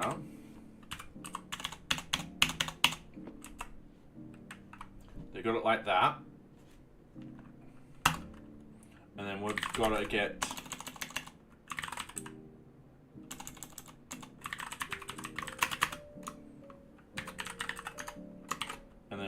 project submit in there, and data equals request.data.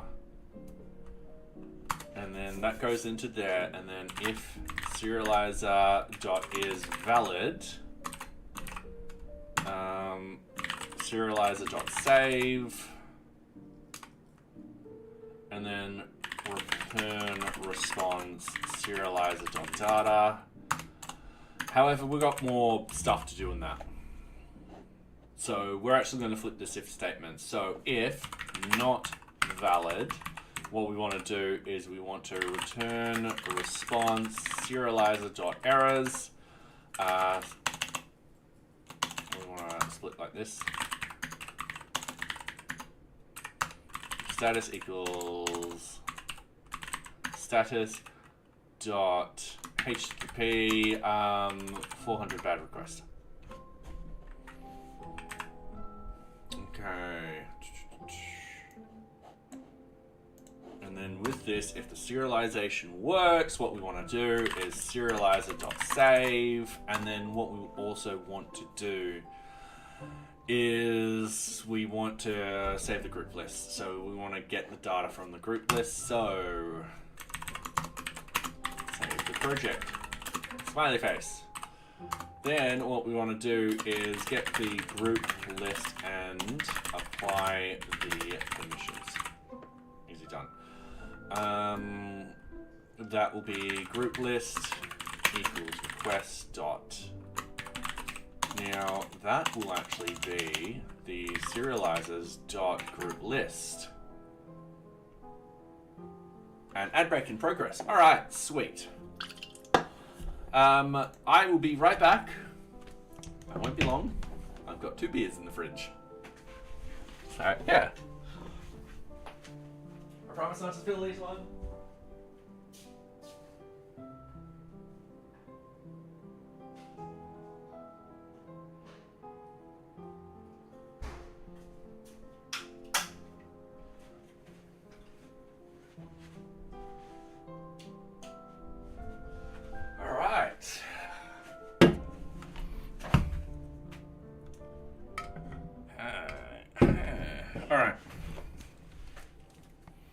Doing some stretching. All right.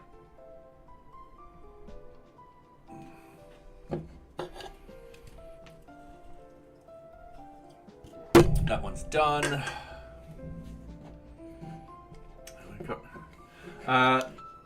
Really got into beer mode. Well, it is the long weekend for me. I don't drink that much. And these have been in my fridge since early last Feb. So I'm like, they've been in there for about almost a month now. I'm like, I might as well drink them. So yeah. Oh, and we're back. Welcome back, everyone. Long weekend. Let's go. Yeah.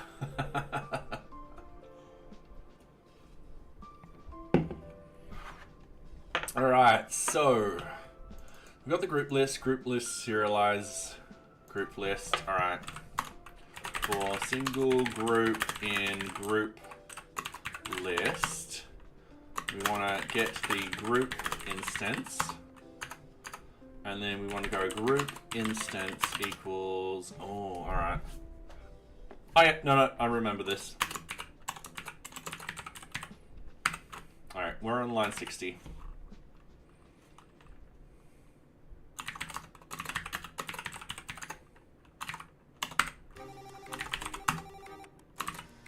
Group.objects.get, where the group ID equals the single group. Done, and then save the group instance against the object assignment.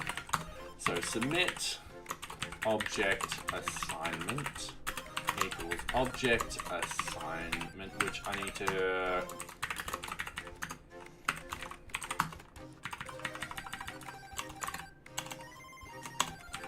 object assignment oh, that would be just this, and then it will be group ID equals group instance. And the keyed parameters in Python are so tasty. Yep, I'm not complaining about this at all. Yeah, I drink maybe once every 2 years, but the last few weeks have had me wondering if I should have a drink. Oh, fair enough. Fair enough. Yeah, there's times where I just don't drink for months. Long story short, I'm very old. I'm getting old now. I'm 38. My shoulder kills, and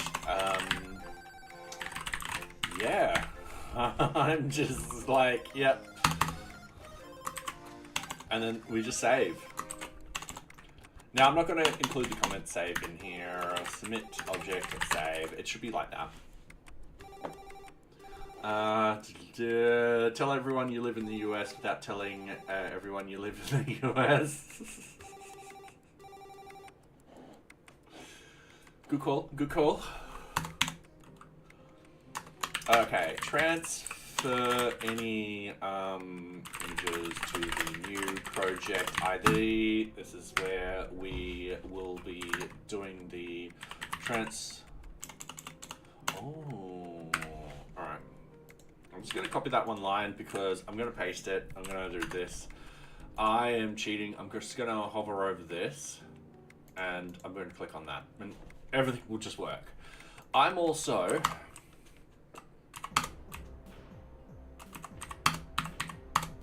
going to do that, and I'm going to do the serializer.uuid.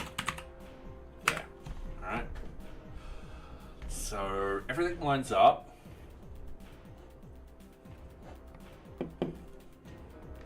Now we just need to return the data. So what I need to do is I just need to return response, and then the response will be serializer.data. That's it.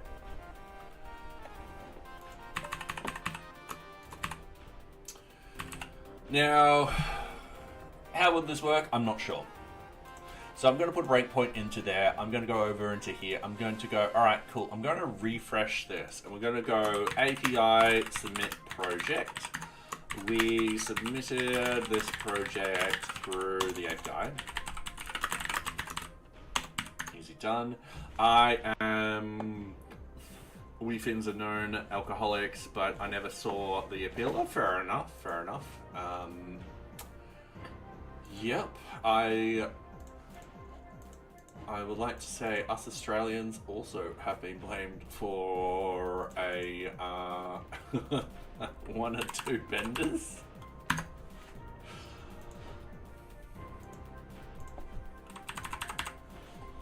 I was watching a YouTuber, and they own a bar. I'm not going to mention the name, and they're having a chat with someone else.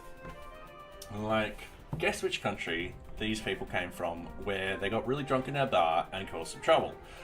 And the person was like, Australia. And they're like, close. But the other one. It wasn't Australia for the first time. So, yeah. That being said, it seems like the younger generation are not into drinking either. So that's great. Oh, fair enough. Yeah. Speaking of the US, I had to filter all news out of my feeds. Don't need that. Yeah, either. I just don't want it at the moment. I'm just stepping back and like, yeah, I'm over this. I'm just, I don't care anymore. Oop. So I'm gonna hit post, and then the request argument must be an instance, not NearBeach Views API.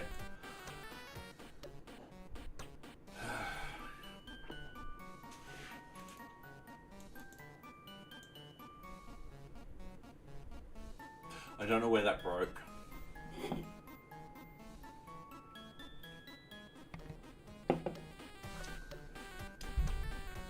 I honestly don't know where that broke. But we're going to find out. So, considering I got a breakpoint there, I think it's something to do with this. So I'm going to comment that out. And we're going to be like, let's hit refresh and let's hit resend. No.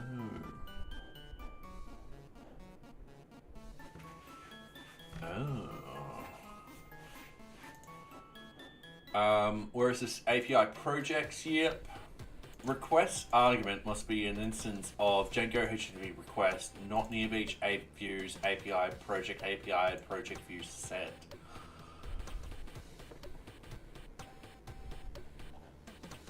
Let's just go back to the page.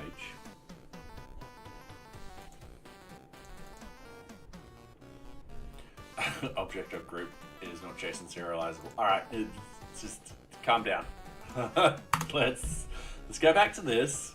We've got all of this data here. We've got the raw data too, and we've got this. So we've got the project name.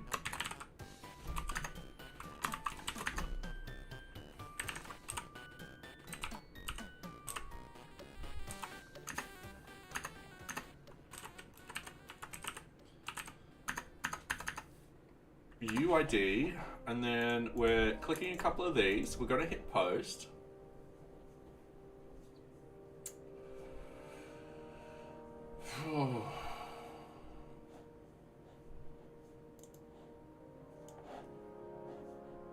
Alright. Not a problem. We are going to do this now. Alright, so we're just going to sort of be like, alright, we don't have that there at the moment. Where did Nightbot land? Alright, cool. Outside the thing. We're going to hit refresh and we're going to hit resend. Type error calling projects objects to create. This might be because you have writable fields and the serialized class. That's not a valid argument to parent object create. Alright, no problem. We're actually going to handle this ourselves. So what I'm going to do, I'm going to remove the little comment out. I'm going to do that in there, and I'm going to do something like this. I'm going to actually comment it out inside the code. And I'm going to send a return response arg. That's it. That's going to be it. So we're going to wait a couple of seconds for the Django to restart. We're going to resend. Request must be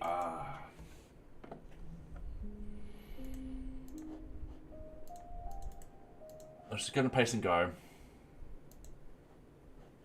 The request argument must be an instance of not built-in strings. All right, cool. The problem is that you are decorating the class with permission class, permission allow any, and this generates some strings that go through the API class to HTTP requests.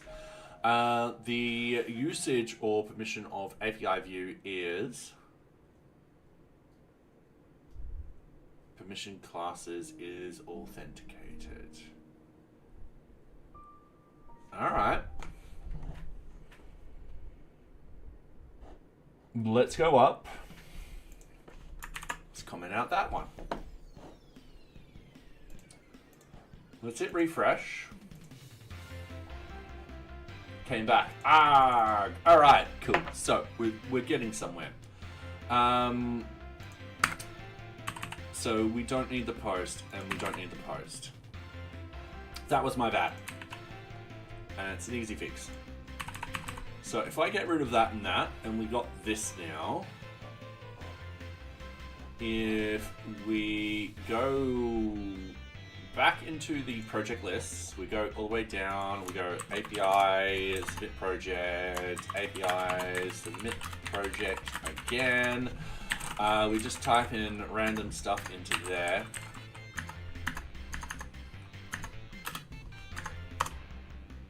Oh. Project status ID expected a number but got a list. Project status new.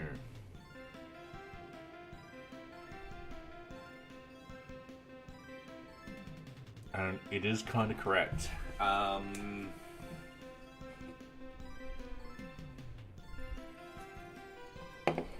Expecting a number but got that. Oh.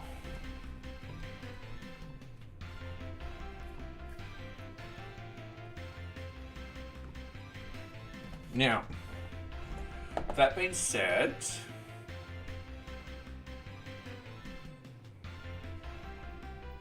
that could have happened there.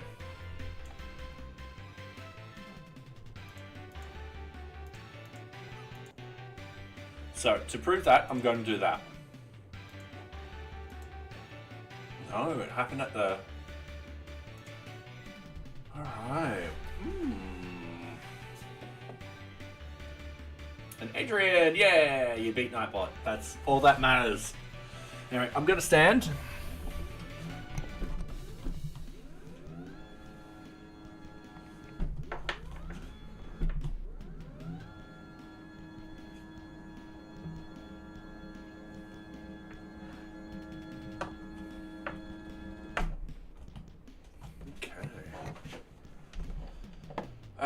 Project status. List of project status object filter ordered by that len.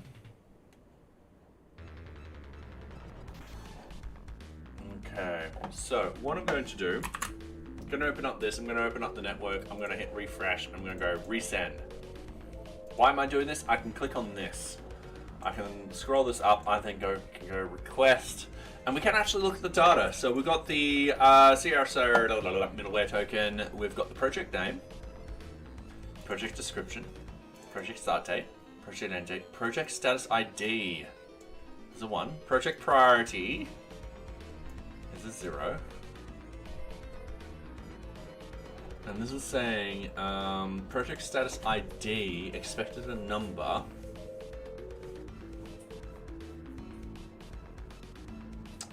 But got that.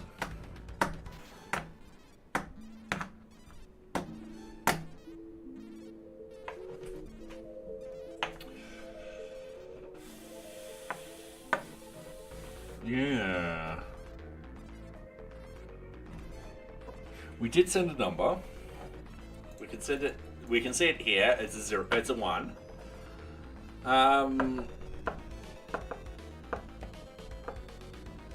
The project status is new.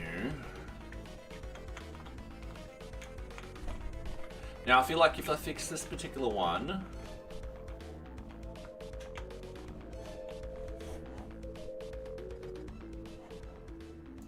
oh, we are sending statuses. Should we be doing that? Okay, I'm gonna go back to project serializers. Project status ID. Read only is gonna be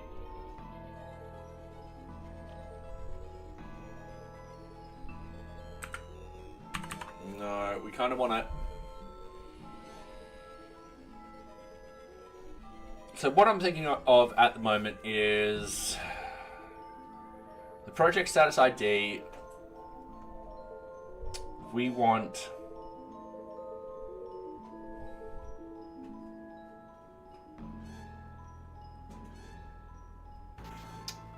I think I'm gonna do that. I think I'm gonna, yeah. Oh, wrong one. So I'm gonna hit enter. Could not resolve URL for hyperlink relationship. List of project status detail may have failed in the lookup field. All right, let's undo that. Jesus.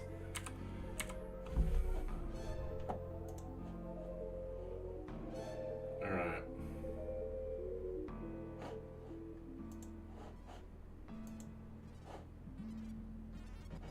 Yeah, we got the status ID. It's a 1.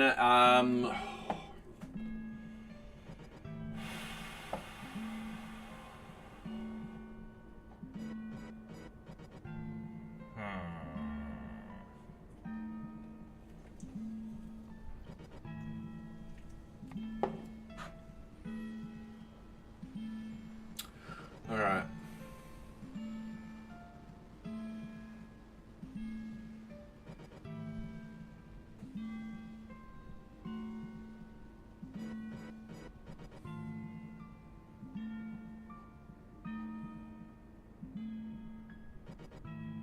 So I'm just having a think how consult. I just don't know.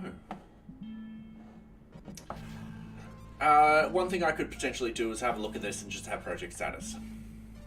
Easy done.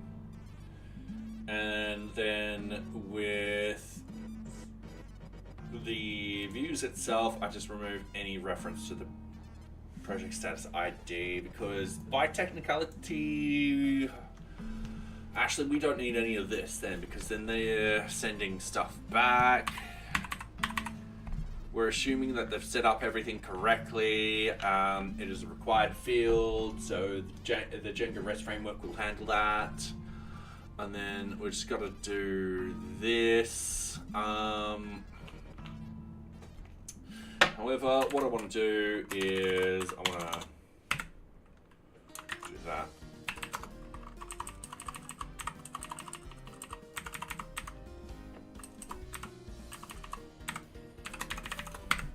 And then we want to return response pain. Okay, cool. So I'm just going to hit refresh. Everything works perfectly fine. We're just going to fill this out very, very quickly.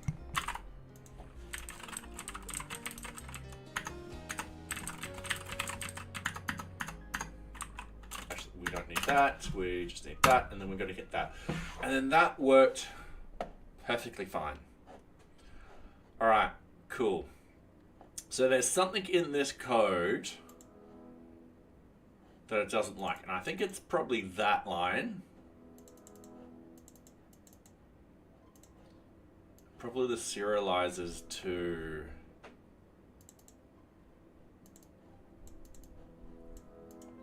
Yeah, all right. Let's have a look what they say. API get current user, all that kind of stuff. All right, cool. I've got the little wizard stick going.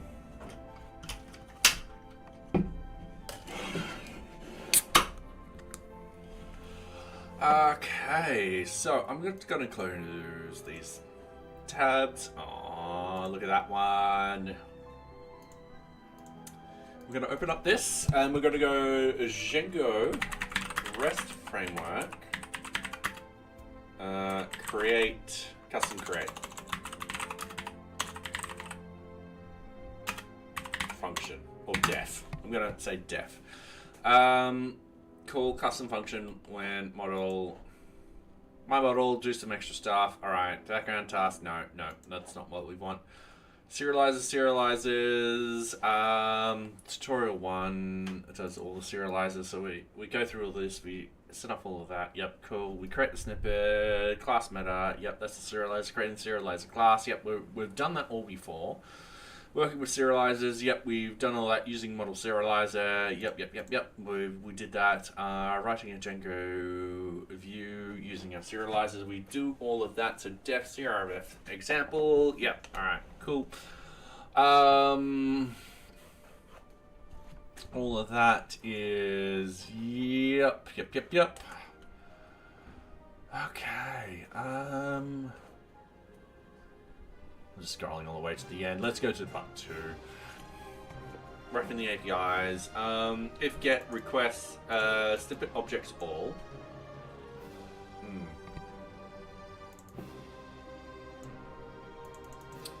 So we got it. Alright.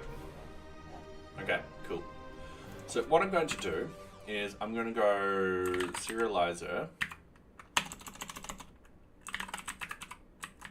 equals project serializer, and then it's just going to be, they've got it as data equals request data.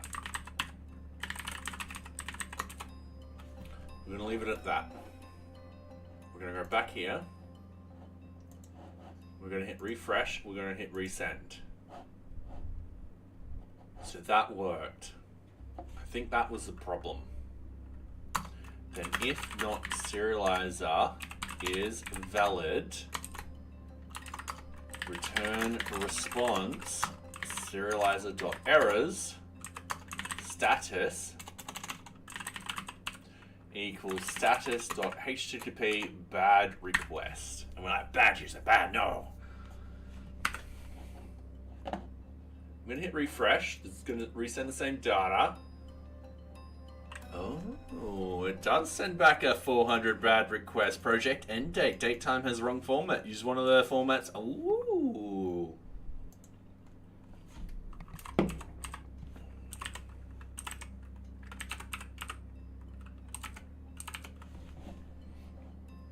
I'm just going to go post. Oh, we got the pane. I know. This is fancy. So, we've just done that. Now we need to get the data in there. So, I'm just going to close that. I'm going to click on that. So now we can do serializer save, but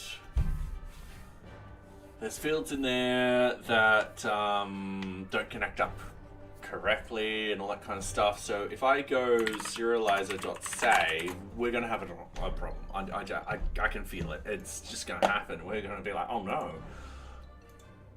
Oh no. Yeah. We actually need data from here. So what I am thinking of doing is project submit equals project, and we open up this. Then we got project ID. We don't have project ID. We have project name equals serializer.project name.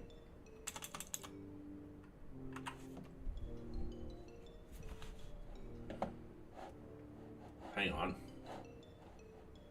Hang on. Hang on.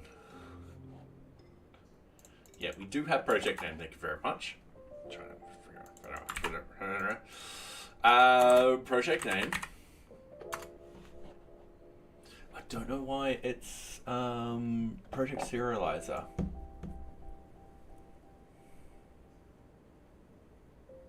It's not pulling out that.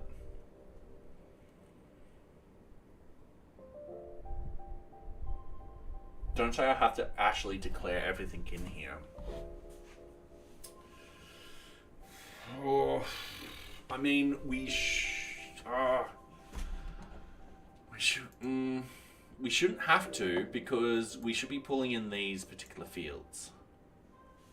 However, that being said, it might not connect this up to the proper thing and all that kind of fun stuff. Anyway, I'm just going to keep that like that for the moment. We're not going to do anything with it. We're just going to hit refresh and we're going to resend, and date time wrong format. Use one of the formats instead. 404 wrong format. All right, it didn't like that at all. Yeah. All right. So I need to. It's going to be a pain in the ass. All right. Project name equals serializer dot character field, where we've got max length is 255, and then the source is going to be called. Actually, I should change that to that. It's going to be called project name.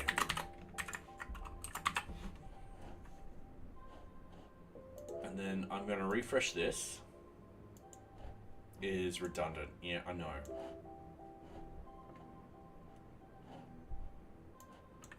Alright. Gonna hit refresh. We've got this now.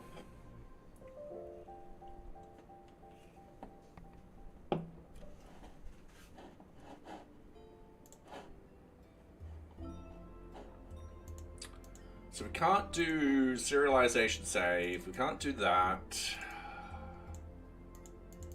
What other fields do we have?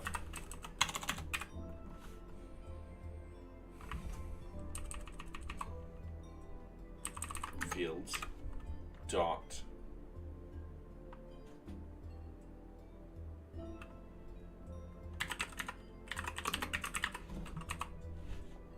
I don't see. Let's find out. Let's go refresh, resend. Yeah, object has no attribute.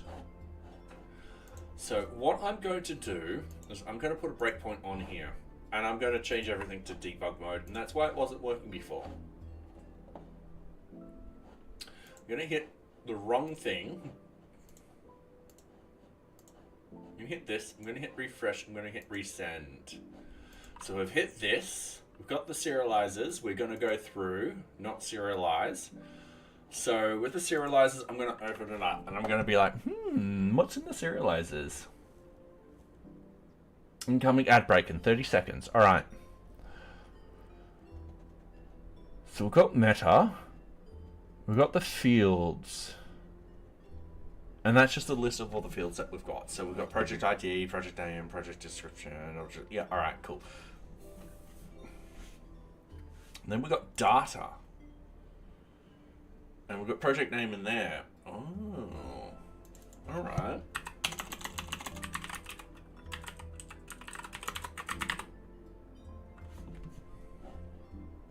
We also have the serializer. Oh, ad break. Man, that 30 seconds went quick then. I'm just waiting for someone to say something about that. I said it, and then I was like, yep, someone can say something about that.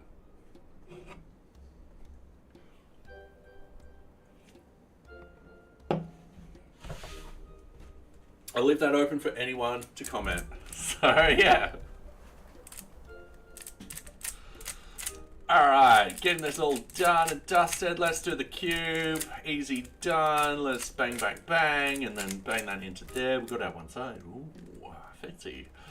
And then we're going to do the other side very, very quickly. Like so. And then we're just getting the top done. So we just got the little blocks like that. Easy done. And then, you know what? You blink and it gets solved. Yeah. All right, 22 seconds left. Just one comment. Yeah, no one commented. All right, cool. So yeah. All right. I've got a few things left to do.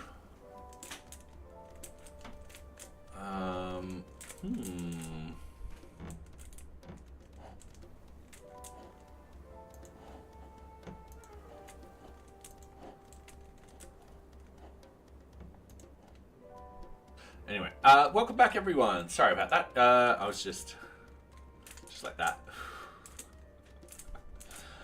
All right, so we've got this. Return dictionary has no attribute. Yep. All right, cool. We're gonna hit refresh. We're gonna go resend. We're gonna play sweet.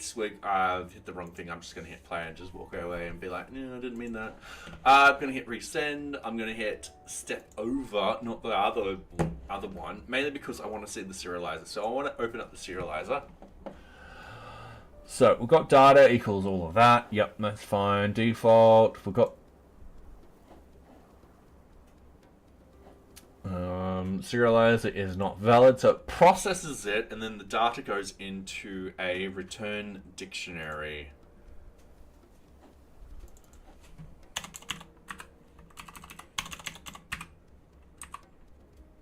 So we get, and then if we go project name,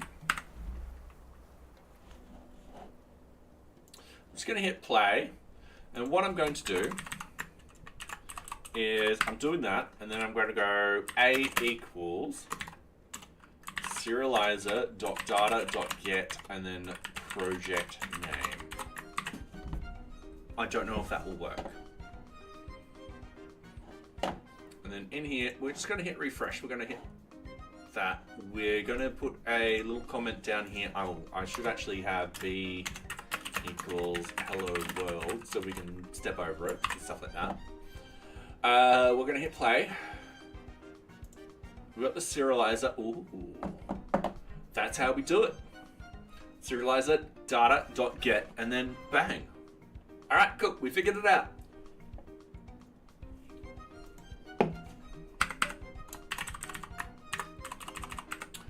All right, so we get rid of that. We do this and we go project name equals serializer.data.get and then we got project name. Done. And then we just go through the list of what we actually need to do for a project. So if we go into the admin functionality and go into the project functionality. Get rid of that. We've got project name, project description.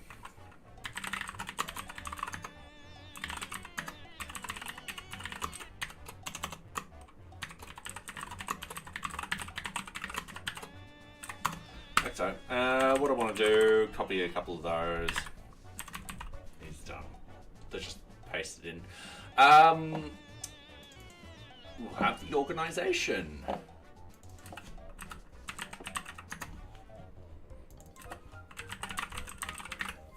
Oh,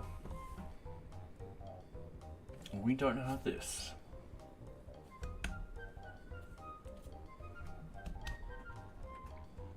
This is something we actually need to implement in the front end. So every sort of project or object will be connected to an organization because you need it to be connected to someone.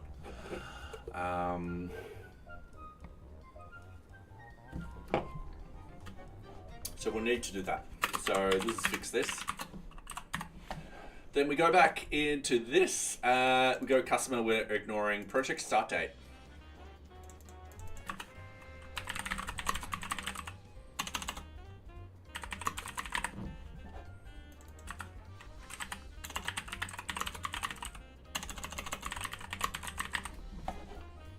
And then project end date.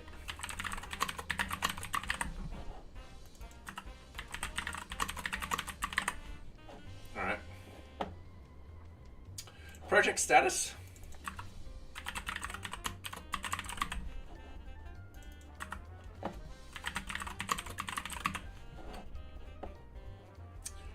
We're not worried about that. Project priority.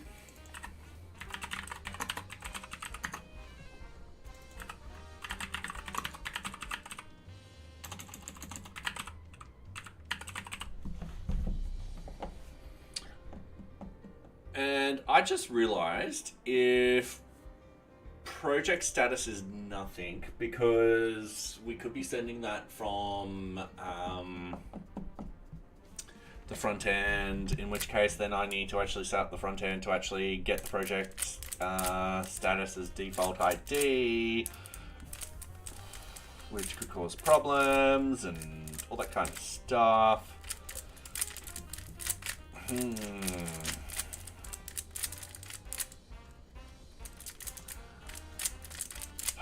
But for the moment, what I'll do is I'll leave it like this. Okay.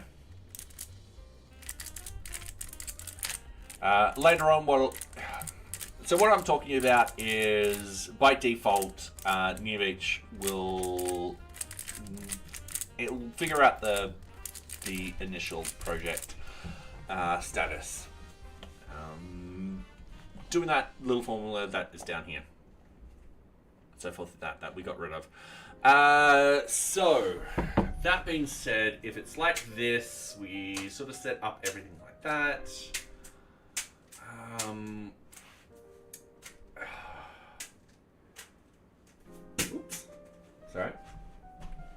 be one of those things that when we actually do it, we only want it as read-only field and stuff like that. So yeah. Let's sorry,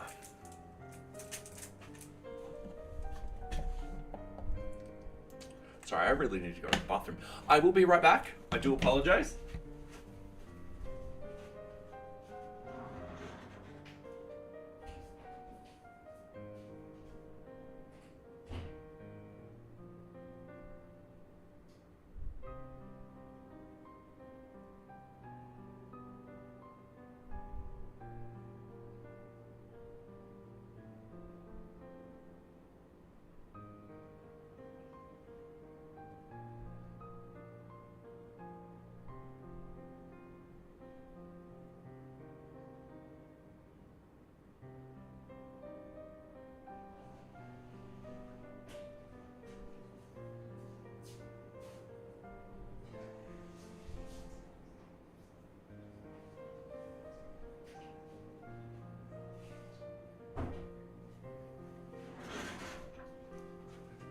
Alright, I'm back. Okay, so I'm got a couple of problems with this particular thing. So the priority. Currently at the moment, the user just sends off the new task and the priority is actually worked automatically. And we'll probably try and keep that. In the sense that we kind of want this to sort of act the same way. In the sense that the front end will just send data to the back end, and the back end will figure out a few of the things. It doesn't. You don't need to crowd control the data, and so forth like that. So we'll probably end up removing this. Remove this for an automatic process. But for tonight, we are just dealing with it. So we've got the priority. And then change user.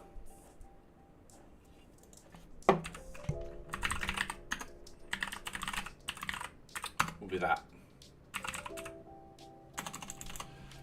And then the creation user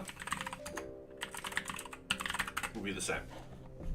So we're going to be happy with those.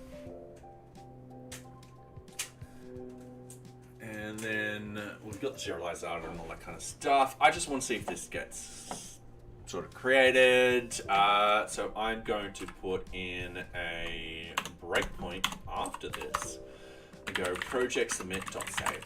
I don't know if this will get created. We'll find out. All right, so we want to go into this particular one because this was the submitted stuff. So we're going to resend this data. We've hit that breakpoint. We've hit this particular one. I'm going to remove that one. I'm just going to fling it forward. So the project submit, that should hopefully work. And it didn't. Oh. But we're creating a new project. It should create that. Unless I've got this wrong. Alright, let's jump into the project views. Let's go through here. We've got the form, we've got the project, submit project, and then yeah.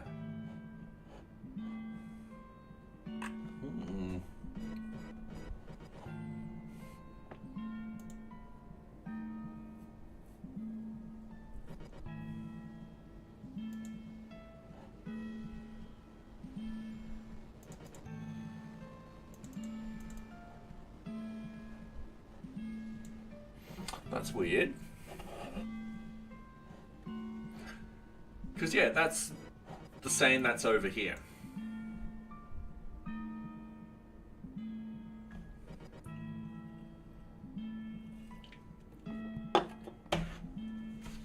Which is a bit annoying.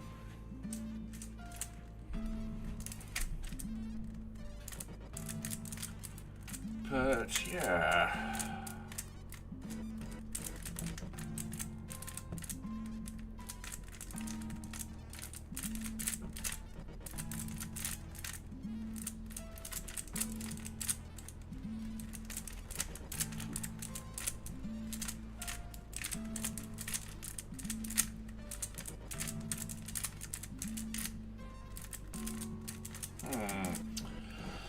Anyway, it is 11 o'clock at night. We should be raiding someone else. Yeah, it is late. So, yeah.